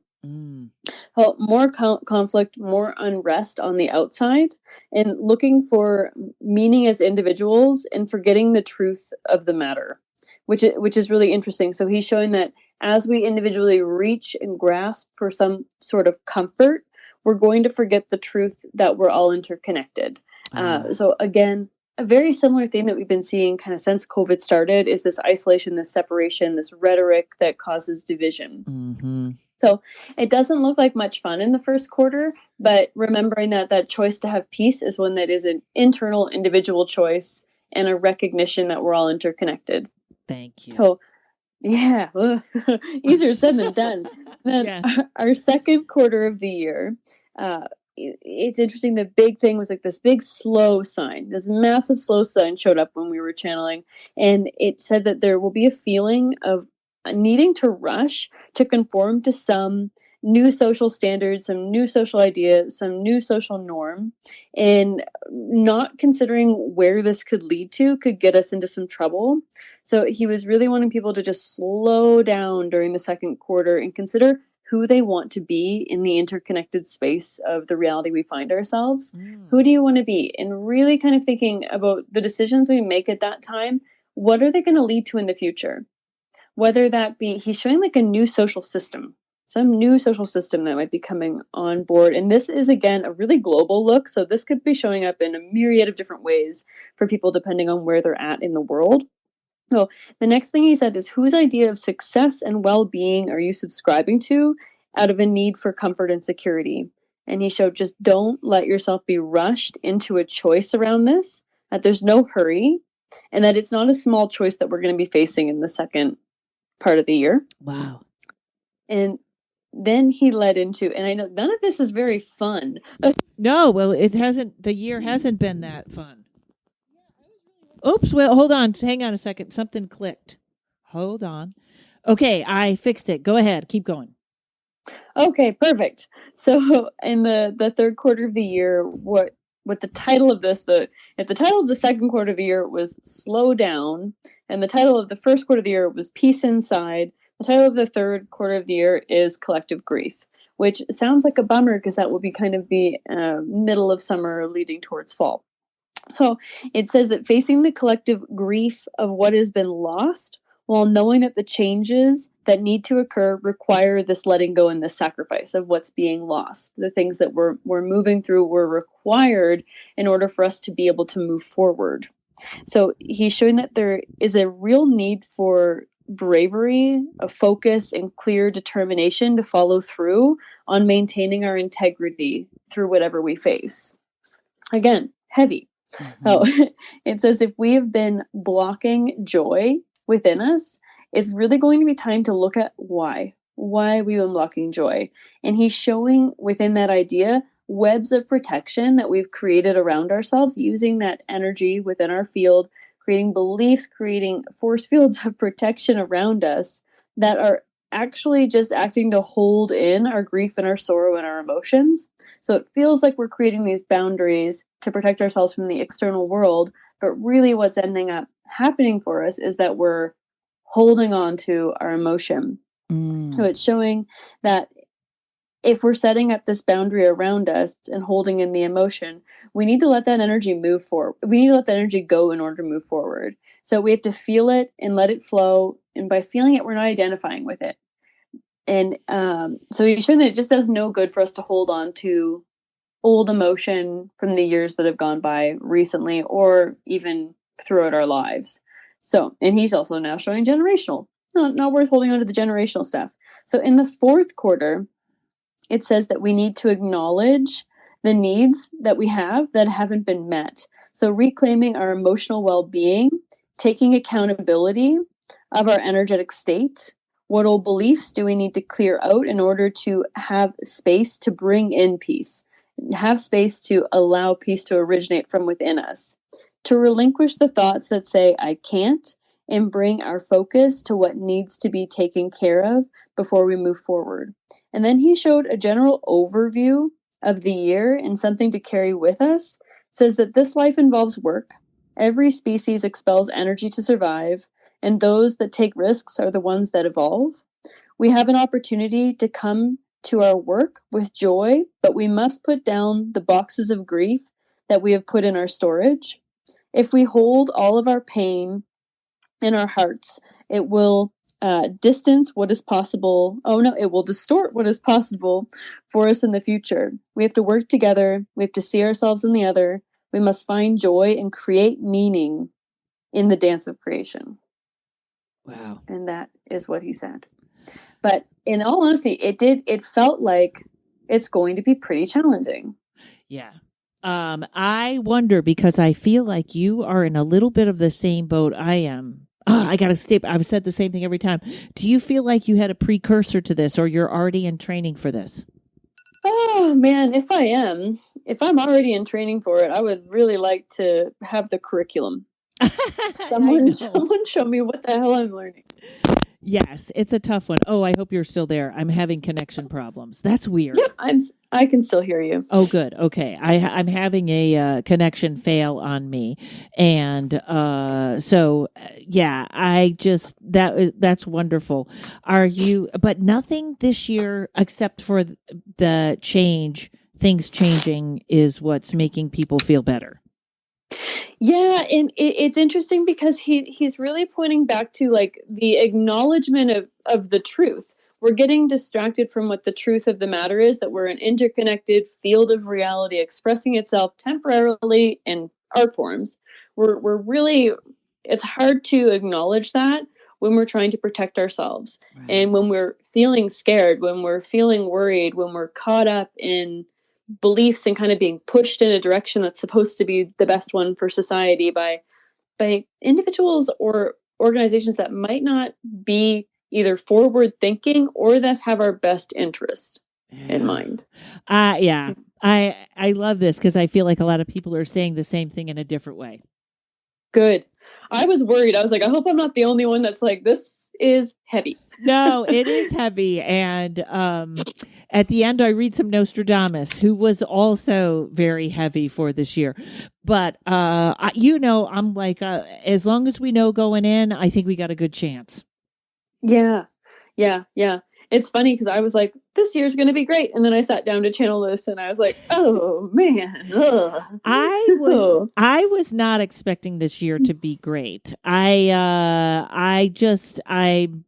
I'm ready for whatever this big turn is. It may be great singly for people singly, but I do feel like the turn is coming. So that you know what I mean? It's that hurt before we heal.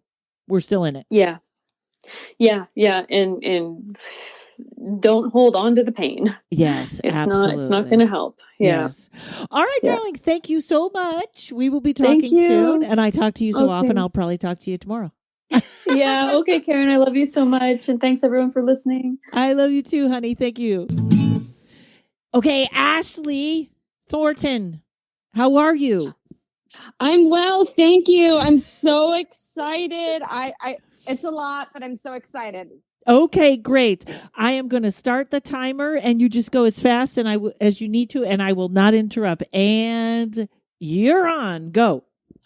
Okay, quick follow-up from last time. If anyone wanted to learn more about Hattie McDaniel, she has a website, hattiemcdaniel.com.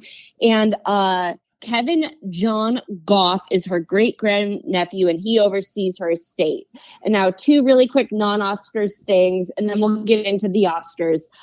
So my cat, October, he animal communicated to me that he has a third ear chakra, similar to the third eye chakra, but it's used for hearing. I don't know if there's a connection between third ear chakra and clairaudience. And he says his third ear chakra color is magenta. I asked if like all cats have third ear chakras, and he told me about himself. So I said, okay. And then other big non-Oscars thing. I know last big prediction show, someone predicted Betty White's death. I'm going to give you another big prediction. Okay. I predict that King Charles will pass away a few weeks to a few days before his coronation. I'm getting somewhere between April 14th to May 2nd or 4th. And now let's get into the Oscars, my favorite. Okay, so this, I actually only have 4 specific category predictions because I first started general and oh my God, we'll get into it. So it was general, but then as I clarified more and more, I got it all comes together in the end. So I'm happy you're just letting me go. It will all come together in the end. Just stick with me, folks. Okay. But really quick, I did, there will be no mention of the slap at all. 6 of Swords, not a word, not a joke, as instructed by producers. And then it will start, the ceremony itself will start off good. Everything is moving straight forward. It's all going well. Ace of Pentacles, King of Swords. But then there's a big upset, 3 of Swords. Someone favored to win will lose. But we'll try to move along the Chariot, but it's still going to be a little bit awkward, and we're still stuck in thinking about that. Whatever this upset is, 8 of Swords, and the Hierophant is the challenge card. We'll get into that's going to come back in a bit. They're going to try to get back to business, 3 of Wands, and someone wins who, 1, everyone likes, and 2, it's been a long time coming, 3 of Pentacles. I kind of like this similar feeling to when Leonardo DiCaprio won Best Actor. I'm kind of like getting like that sort of a vibe.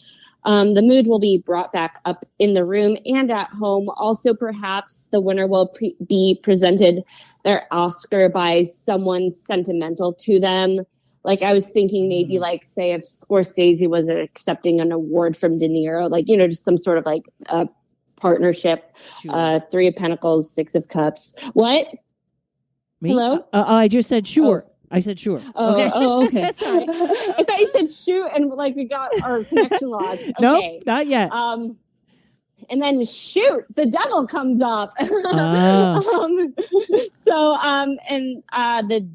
devil is clarified by the 3 of Cups with the underlying energy of the 5 of Wands. So I get like people fighting over the award and like, it's mine. No, it's mine. Someone does not want to let go of it.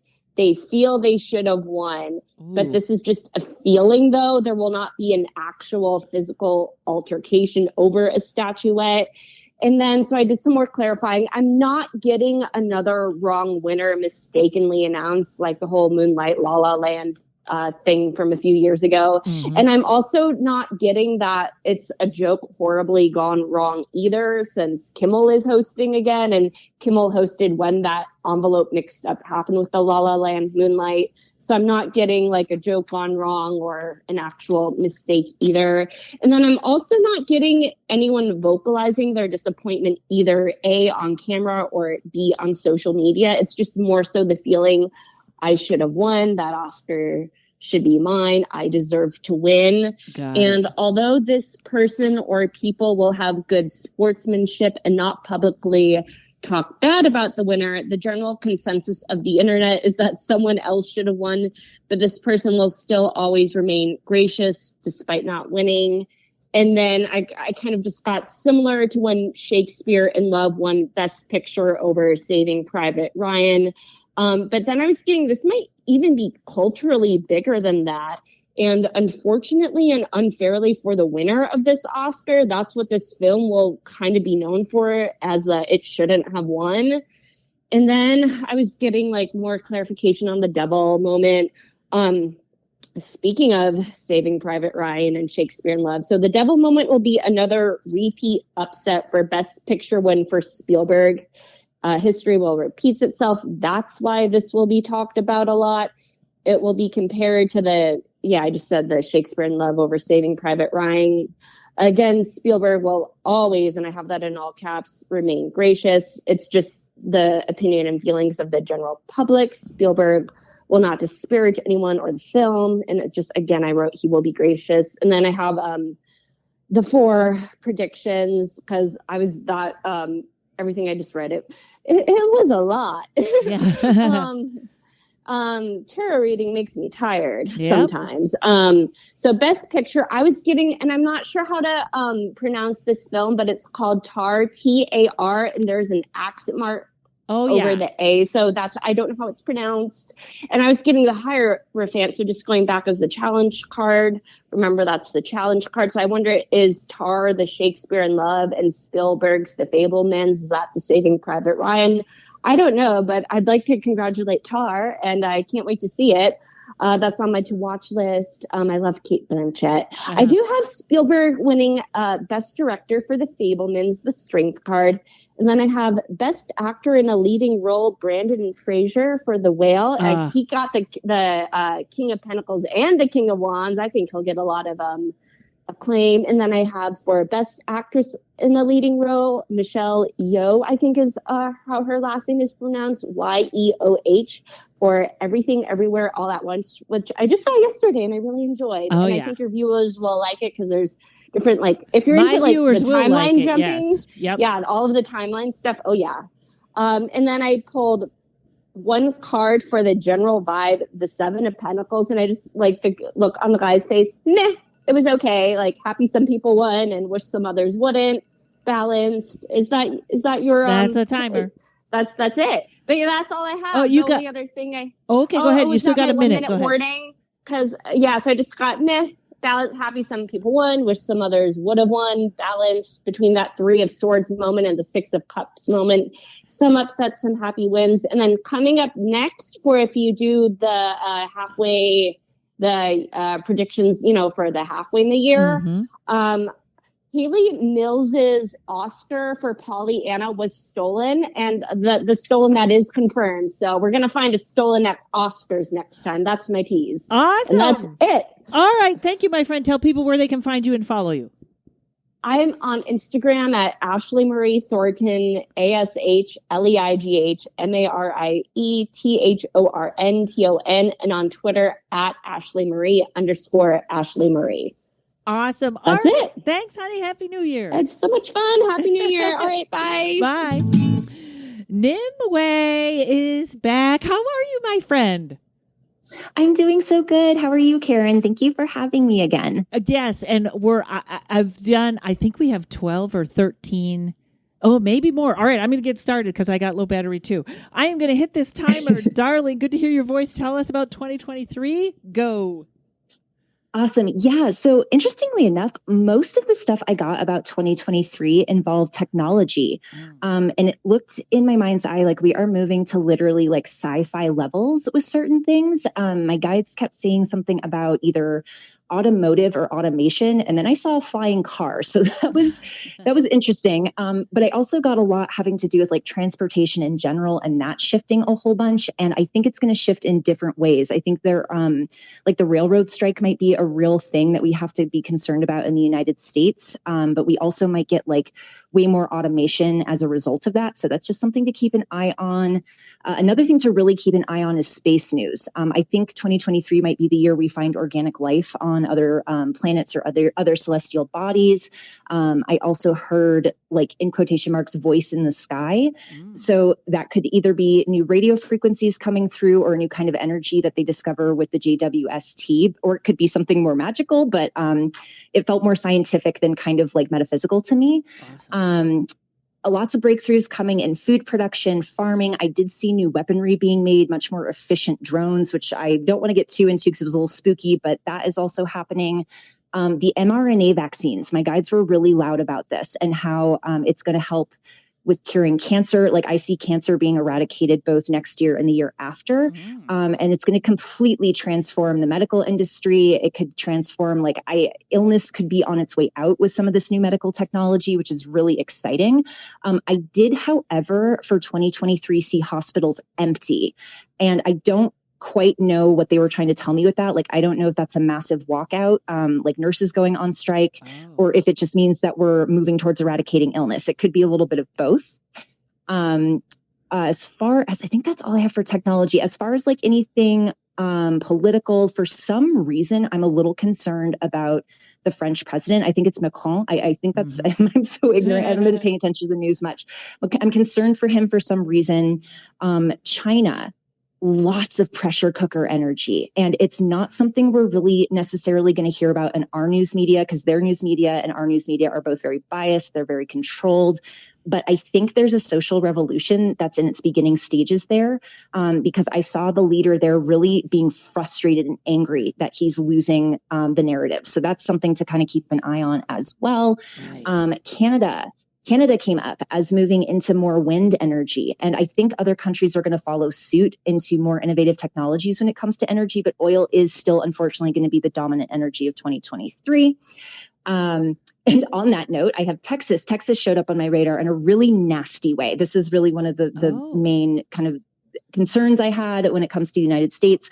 I don't know exactly what it is, but the energy in my body felt very prickly, stinging, and it felt like it was trying to push that energy out into other parts of the country. So keep your eye on Texas. It's looking a little rough there. That might be the pro-life movement there, or them doing away with abortion. That might be trying to spread. It feels like that, and it also feels like more like election. It just feels like corruption. I guess we could just call it corruption. Yeah. Okay. Let's see. Hopefully, I'm not talking too fast. So, with our government, I'm not sure about what's going to happen with Biden, but I did see Kamala Harris stepping up temporarily to lead the country in 2023. So I don't know if that's an illness. I don't know if it's something more dramatic, but I do see a shift there. I don't think he's going to be running for re-election. I did see somebody else stepping forward to in the Democratic Party, but I don't know who. I think that my guides are saying 5. So there's 5 potential contenders there. Yes. I did see an end to the war in Ukraine. And that I think it might be later in the year, but that bodes really, really well. That made me really happy to see. In Iran, however, that's getting really big. I wrote down the words "full revolution," and I also got the message that they need our support, because it's it was the Ace of Swords I pulled for Iran. I actually pulled the Ace of Swords for a lot of different countries. There's a lot of new timeline energy coming in, a lot of revolutionary energy coming in. So it's going to be a year of dramatic change. Yep. I saw that same energy in the United States. I had the Ace of Swords and the Queen of Swords, which also kind of went in tandem with this Ace of Swords energy. Lots of truth coming to the surface. Lots of, not so much worried about how people are going to feel and more just about what people need to know. Yeah. So I didn't feel, a whole lot of fear around it. Just my guides were very neutral with this information. So just kind of take all this and feel it in your own body and, what you feel might be coming up. One really interesting thing that might happen in this country, the way that it came through in my channel was Pride 2.0. And this is not the corporate sponsored Pride. This is not the parade. This is like we pick up bricks and we stand up for queer rights across the country. I think that's going to, and it feels led by the queer community. It feels very strong. It feels a little, there's sadness in my heart when I tap into that energy because of what brought us to that point. But I see that being another kind of revolution, another stepping up of that energy. Mm-hmm. And then there's two other points. Metaphysically, in the metaphysical sense, we are all as a collective really being asked to continue the growth that we've acquired in the past couple of years through this big awakening that's kind of happening across the world. And my guides were really intent on having me focus on like the idea of forming small community rather than worrying about the larger powers that be, because a lot of what's going on, at least in the American political system, is pure drama, and a lot of it isn't actually real. Yeah. The U.S. government works for the U.S. government, and it doesn't work for the people. So at this point, we kind of have to be like, I still support voting and all that stuff, but we also have to start stop hoping that they're going to fix it and fix it ourselves. So we have to start building our own communities and really share our abundance. Mutual aid showed up very, very strongly for 2023. We are going to have to be building communities, sharing our resources. And that's good. That's not a bad thing, but it just sucks that what's pushing us into that has to be so negative. Right. And lastly, it's going to be a very hot year. And I think that I mean that both literally, like I think some of the global temperatures are going to be absolutely bananas. And then I'm almost done. I asked my team, when I asked my team about the main themes of 2023, the first word that came through was water. So I think we're going to be seeing, they said record flooding in the Pacific Northwest. I saw deserts turning into lakes and lakes turning into deserts, and also heard a really loud volcano, like Krakatoa loud. So climate is going to be a big deal. I think that's where a lot of that mutual aid is coming in. But I'm personally really excited for the technological stuff. I think some of that's coming hot off the heels of all these AI advancements that we're seeing now. But yeah, I think it's going to be a big year of different kinds of revolution, and I'm kind of excited for it. Awesome. Okay. Tell everyone where they can find you and what services you offer.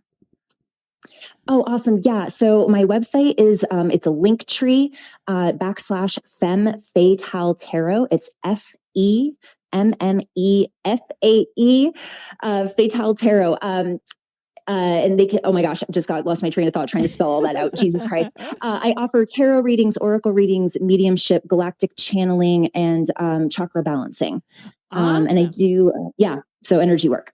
Awesome. Thank you, honey. It's good to talk to you again.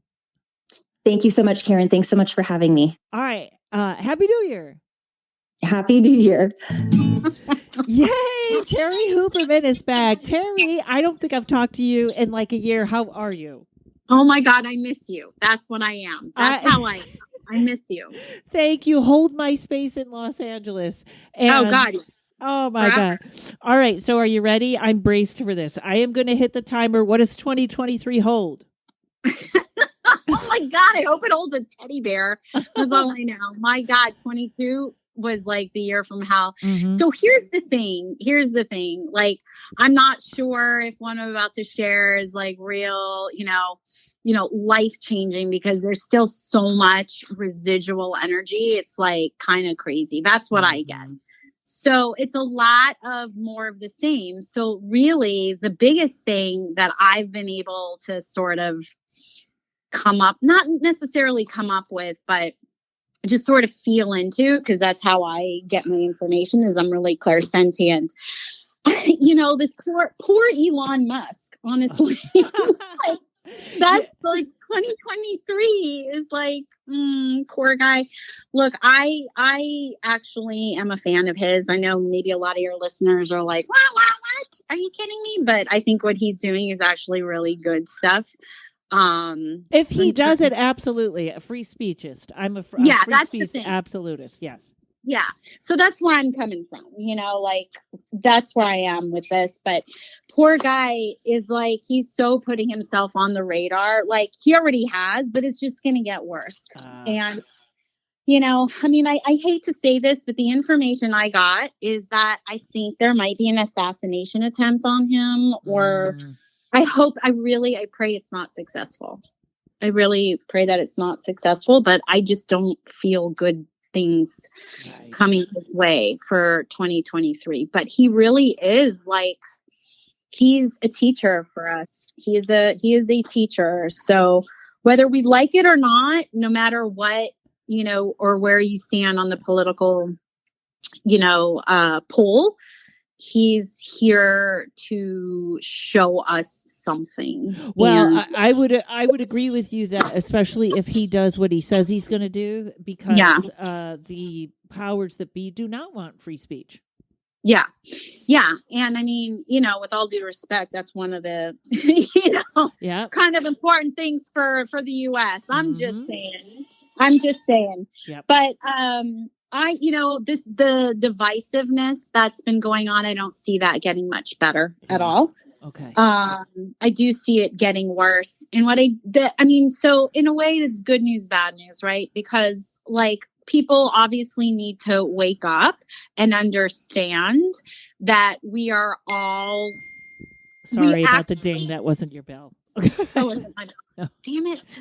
I want my bell. Especially if it's a sexy bell. But, no, we all basically want the same thing. It's how we're going about getting it.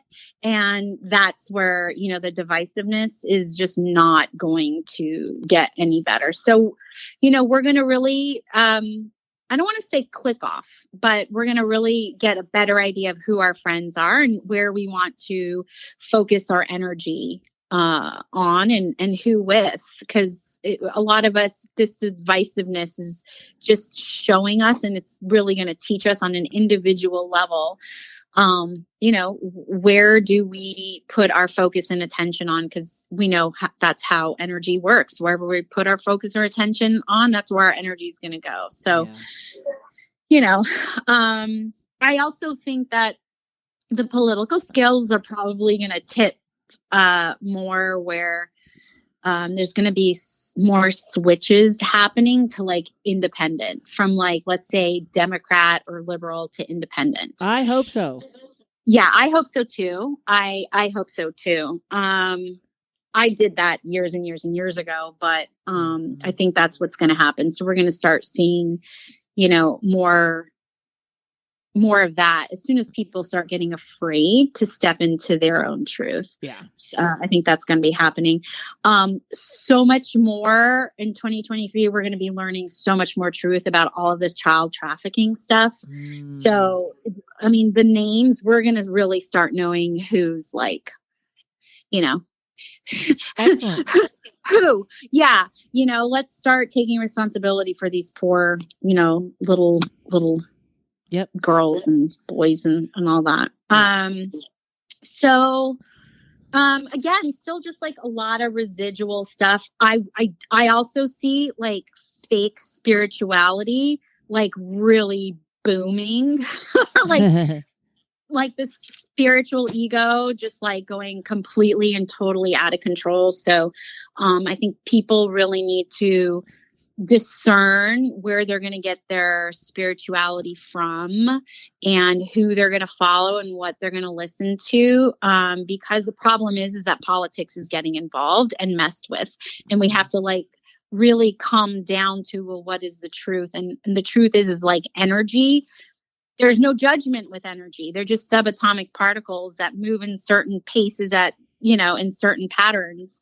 and that creates whatever it creates, right? So energy doesn't have the judgment. It's the people who's sharing the information or teaching the spiritual aspects. When they start taking political, viewpoints, that's when it actually goes away from the truth or from like what's really happening. So there's gonna be a lot of spiritual BS out there. So I feel like that I see that a lot of people making predictions from that angle. Yeah.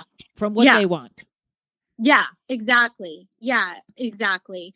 And the thing is not on my show. Never on your show. Never on your show.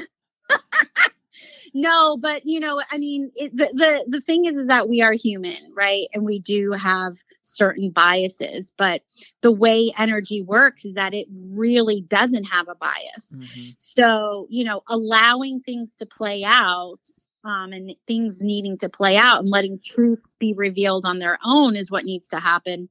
But the spiritual, commentary on a lot of this stuff feels like it's going to be skewed towards more political aspects versus real being authentic what it is.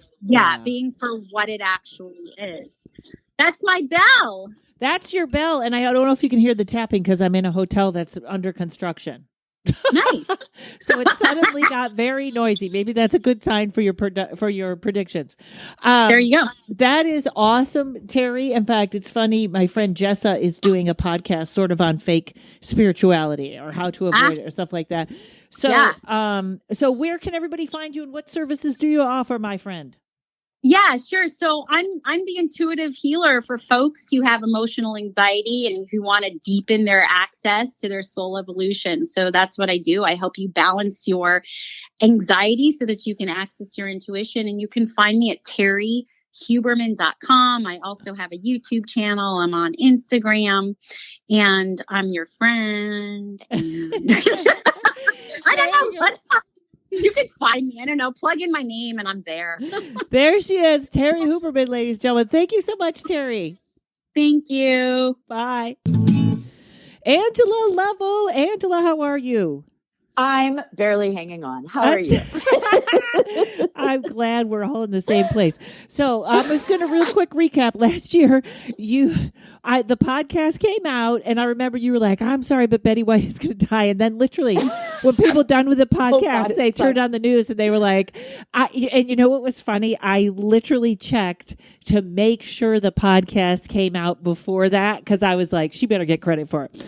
So, what do you got for us this year? I'm going to hit the timer. Go. Okay. Well, it's a bummer that it was Betty White, not a supervillain. We could.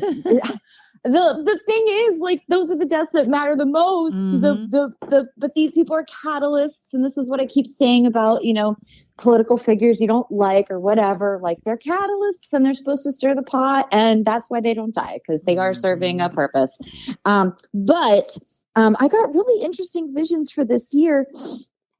Okay, so let me just jump right in.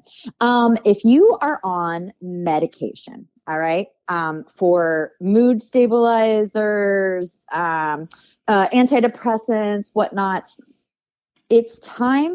There's something up with pharmaceuticals, which, it's always been that way. Start experimenting with earth medicines. This was the thing that came up so many times when I asked, what does the collective need to know? It was funny because they actually told me to get back on. I don't think I've been public at all about this, but last year when I went through a tragedy, I went sober and I microdosed ayahuasca. And I loved it. And my guides just told me today, they're like, yeah, give up alcohol, which it's terrible this time of year, and get back on ayahuasca, where you're doing just some drops. I actually know somebody in Greece who you can have it shipped into the country. I mean, reach out if you want it. But weed, shrooms, ayahuasca, microdosing, where you are going clean, you got to veganism is amazing. You will spiritually. And wait till my podcast on cacao. I'm just saying, go ahead. Oh, I've been doing cacao. I love cacao. Mm-hmm. There is so much earth medicine the pharmaceutical companies are completely screwing us. It's just, there's like a spiritual thing here. There is stuff in this, in the meds we don't even know about. They are making us dependent. And I can assure you, you can come off of weed, shrooms, ayahuasca, and still feel whole, unlike when you go off pharmaceuticals. This was the biggest one. If you're on something, start trying to transition onto something else. Tradition. That works too. The other messages I got, I really like, people do change. Stop saying people don't change. Stop it. Why would you subscribe to that? People change all the time, every day. Look at yourself. Look at where you were a year ago. You're different. Give people a chance. We're all fucked up. We're all extremely fucked up and doing our best. Stop saying the things that you think your friend needs to hear about their partner who lets them down. You're also, partnerships have become way more important. The other thing, we can heal each other. We're supposed to be doing that. So these things like, well, you can't fix anybody. Yeah, actually, you can facilitate their healing process. You shouldn't put yourself out. And if it hurts you without helping you in your own healing, because there are a lot of great friendships and relationships where we mirror each other, you are supposed to be doing that. That is the whole point of us coming together as a collective in these damn bodies. People change. We can heal each other. Get on board with it. That is a big theme. Yeah, in 2023, that's a very big theme. Something is wrong with the men. Now, I like to blame Monsanto. This is a message I keep getting. Something is wrong with the men. And that chemically, it means that. I believe erectile dysfunction. I think that's been going on for a while with the food. Yes, absolutely. Yep. And I do a lot of readings, and there's a lot I see that is wrong with the men. I'm very compassionate about the men. The men did not get raised with like being able to cry in public and emote and share their feelings with each other. I'm very compassionate about the men in this country. American men especially. Something is wrong with American men. I do believe they've been targeted. I do believe if you look at like the data, there's some crazy percentage of testosterone that has dropped since the 70s. I think I like to blame Monsanto for everything personally. But let's be more compassionate to the men. They are being targeted, and I think it's because we are overpopulated. I don't totally know why. I don't either, but you're right. I'm right on board. Yeah, because I don't want to breed. I'm out. We're good. We got a pass. Yeah, exactly. So compassion was the word that I kept getting for 2023. And I thought this was very interesting. They also were showing me, so two things. I asked for like global stuff. Oh, and this was another one that's still on that topic. Stop looking at people as commodities. Doesn't matter what they look like on paper. Look at how they make you feel about yourself. Your friendships, your partnerships, your working relationships. How do you come away feeling about yourself is all that matters. Doesn't matter how much that person contributes, how much money they make, how they look. Fucking abandon all that. That's over. Compassion for yourself. And when a person is offering you love, take it. My God, take it. Okay, so here were some big things I saw. I saw a dangerous sports arena event, and everybody's getting shot up or fires or whatever. I'm not totally sure what this is, but it felt like a basketball court. I'm just like, let's never go into the public again. I'm really, I'm supposed to go to like some celebrity party tonight in LA. And I'm like, I don't even feel it. I'm not even into it.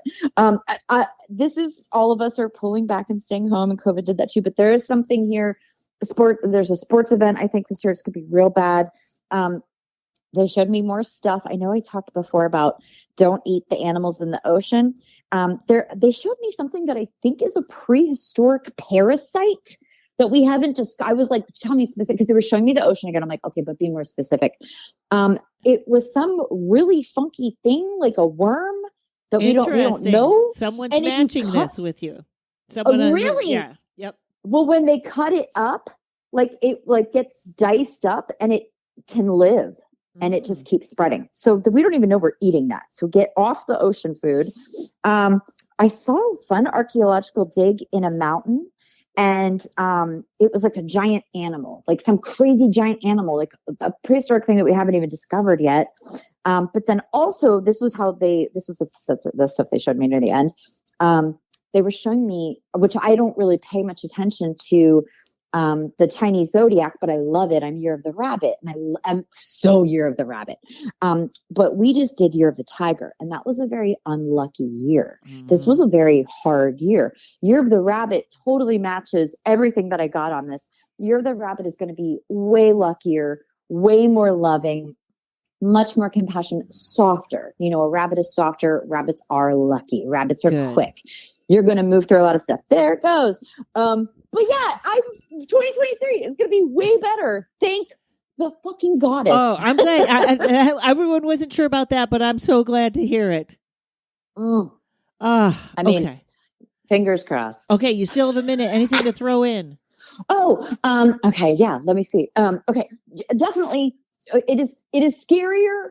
It is scarier to partner than it is to be alone. All right. I get that. But this is a message I'm getting for everybody. We are supposed to be partnering. It has like a Noah's Ark vibe where we need to form a cocoon with another person that we can mirror safely. There is a huge, beautiful gift coming. If this can even be a best friend, you know, this can be a roommate you love. But we are supposed to be mirroring each other in 2023. We are supposed to be healing each other. Pick somebody and invest in them. Yeah. It is braver. It is braver to love than it is to sit at home alone. And trust me, because I have been doing a lot of that, and I'm a coward. I'm gonna get a little braver this year. Awesome. All right, Angela, tell everyone where they can find you and what services you're offering. I am a psychic medium. I can see your power animals. I can do past life regressions. I have 2 podcasts. I have Dear Witchy Poo, where I tell you how to do magic. And I have This Is Where the Magic Happens, which I'm rebooting with my best friend, a Scorpio queen, Nadia Van Ebers. She's a poet and a filmmaker and a very gifted psychic as well. Please come listen to our podcasts. And you can get readings anytime. I have a website, angelalovell.com. I'm on Instagram as Dear Witchy Poo. I have nothing but love and hope for everybody. I believe in all of you, and I will not judge you for any of your weird stuff. I'm all about it. Awesome. Happy 2023, Angela. You too, Karen. All right. Thanks. Okay, everybody. That was just great. So many people. I apologize if there's any regular folks I missed. I sent out a lot of text messages that didn't get answered.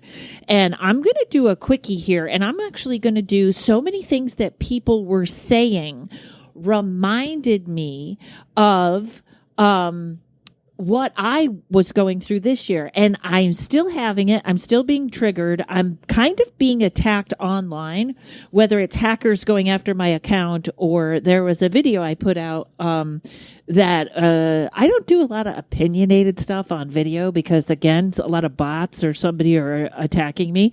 But I know that the lesson is about being who you are, saying who you are, and just being okay with that. And some people are going to yell, and the internet's insane. So there's always somebody. People yell at little girls that are singing songs on the internet. And I don't know how you could have a problem with that. So I know I have some lessons in that, and I've lost my temper this year, and I've gotten triggered. And all I can tell you is that my morning pages have been really they have helped me out a lot, and I'm figuring out a lot. And I think I keep saying this during the podcast, which is I'm starting to go with the flow. Whereas when they replicated my account last time, I lost my mind. And now I just kind of feel like what's going to happen is going to happen. So also, I will say this a bunch of times. I do not know how much longer I will be on social media because somebody seems to be targeting me.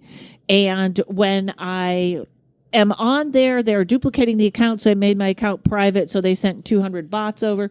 So I don't know. To be real honest with you, I would love to get off all of it. But I'm telling everyone to get on my email list. That's all I can think of right now. So anyways, I'm going to start with 2 things. I don't know that I have particular predictions for 2023 because the same thing I think I have been waiting for 3 years looks like it could be coming, or that's what it is. But I'm going to read you some bullet points from Nostradamus for 2023. He's talking about a great war, a great fire, and economic disaster, which is in alignment with everybody. I haven't even thought about Nostradamus in a while, and I saw this pop up. So I'm just going to give you the paragraph, and then I think we have something really beautiful from Dolores Claiborne. One of the first predictions that stands out in 2023 is a great war. In his 1555 book of predictions, one line particularly stands out: 7 months of great war, people dead through evil. Okay, I have to say, I know we're not seeing it as much here, but if you're, and I know it's very, I don't like the mainstream media. If you start watching YouTube news, you can see it happening. Europe is going to lose their minds this winter because they have no gas for heat. China, unbelievable. Those Chinese and Iranian people that are protesting, my hat is off. That is as dangerous and brave as it can be. And I think the world is just getting ready because people are done with it. And I have to say, I am not sick. I had to get a medical paper for a travel, and I haven't been to the doctor in 2 years. 5 hours it took me to find a primary doctor that would take my appointment. I don't know how sick people do it because there's nothing wrong with me, and I thought I was going to lose my mind. So I think systems like that are going to start to get overthrown. That's what this great war is going to be about. The prediction could be a reference to a current conflicts with Ukraine and Russia, which could escalate to World War III. Yeah, if there's so much to that, I'm not going. A celestial fire. In another Nostradamus prediction, the astrologer alludes to celestial fire on the royal edifice. Edifice. There's a word. However, this prediction is a lot more sinister than a royal residence setting. Throughout the Bible, doomsday or end of times has referred to fire as a key factor in the end of the world. Maybe it's just a symbol.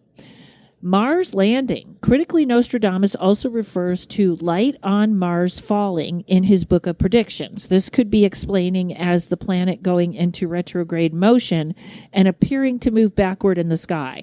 On the other hand, it could also reference the efforts of humanity to colonize the planet. SpaceX founder and new Twitter owner Elon Musk has long suggested that humans will be landing on Mars in 2029. I will say this.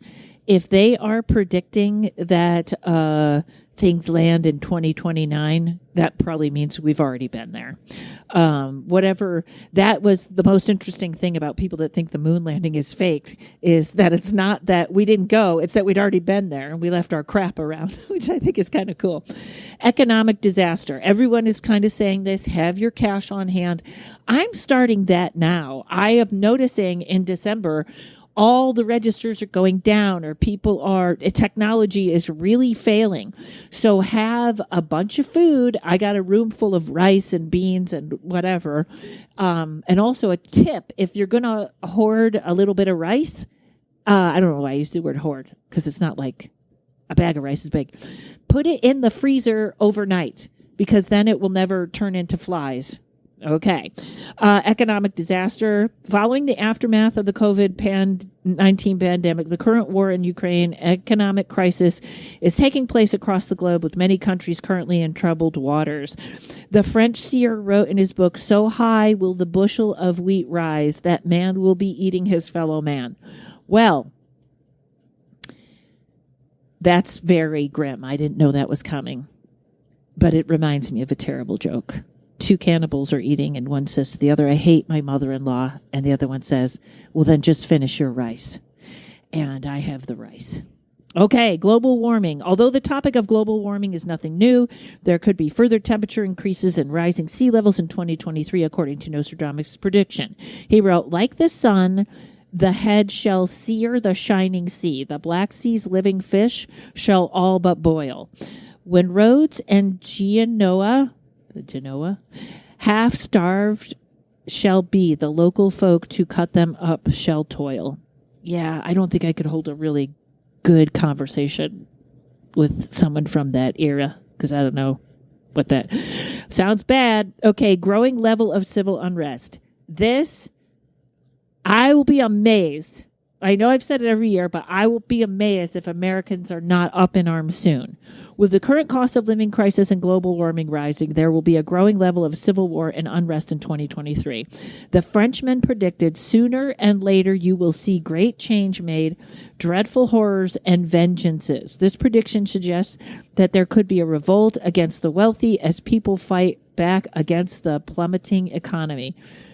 I hope that is right without the dreadful horrors. I really do. I am so ready for change. I can't even tell you the broken systems, the poor getting poorer. We have a class war in this country, and it's not. All those companies made all that money during the pandemic. It wasn't okay for a mom and dad to have the restaurant open, but the Amazon warehouse, there was no COVID there. So whatever. Now I'm getting off topic. So here is something that I thought was beautiful from Dolores Claiborne. I hope I have the sound right. I think this is a beautiful thing about forgiveness. So this is going to be my last wish for you in 2023. All right, here we go. You have to forgive the other person. Now, it doesn't matter. You don't have to do it face to face. That is too difficult. And sometimes the person that you're still holding on to these awful things have died.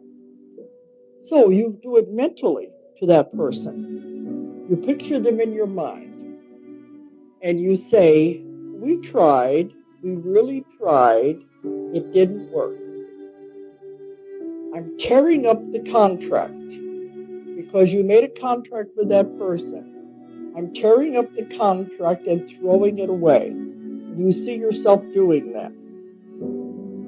And you say, I forgive you, I release you, I let you go. You go your way with love. I go my way. We don't have to be connected anymore at all. You have to forgive the other person. Okay, I made it play twice by mistake. Let's do that, folks. Let's start the year with forgiveness. And also, don't forget to forgive yourself. I am in a phase of self-punishment that I got to get over. I love you guys. Thank you for listening. Join the Patreon. I'll have new t-shirts. I'm making t-shirts with my own designs on them. Happy New Year. Let's all do the better in 2023. Love you guys. Thanks to Mike at Uno Rising Media. Thank you. Paranormal Karen. She's a spooky kind of queen. Paranormal Karen.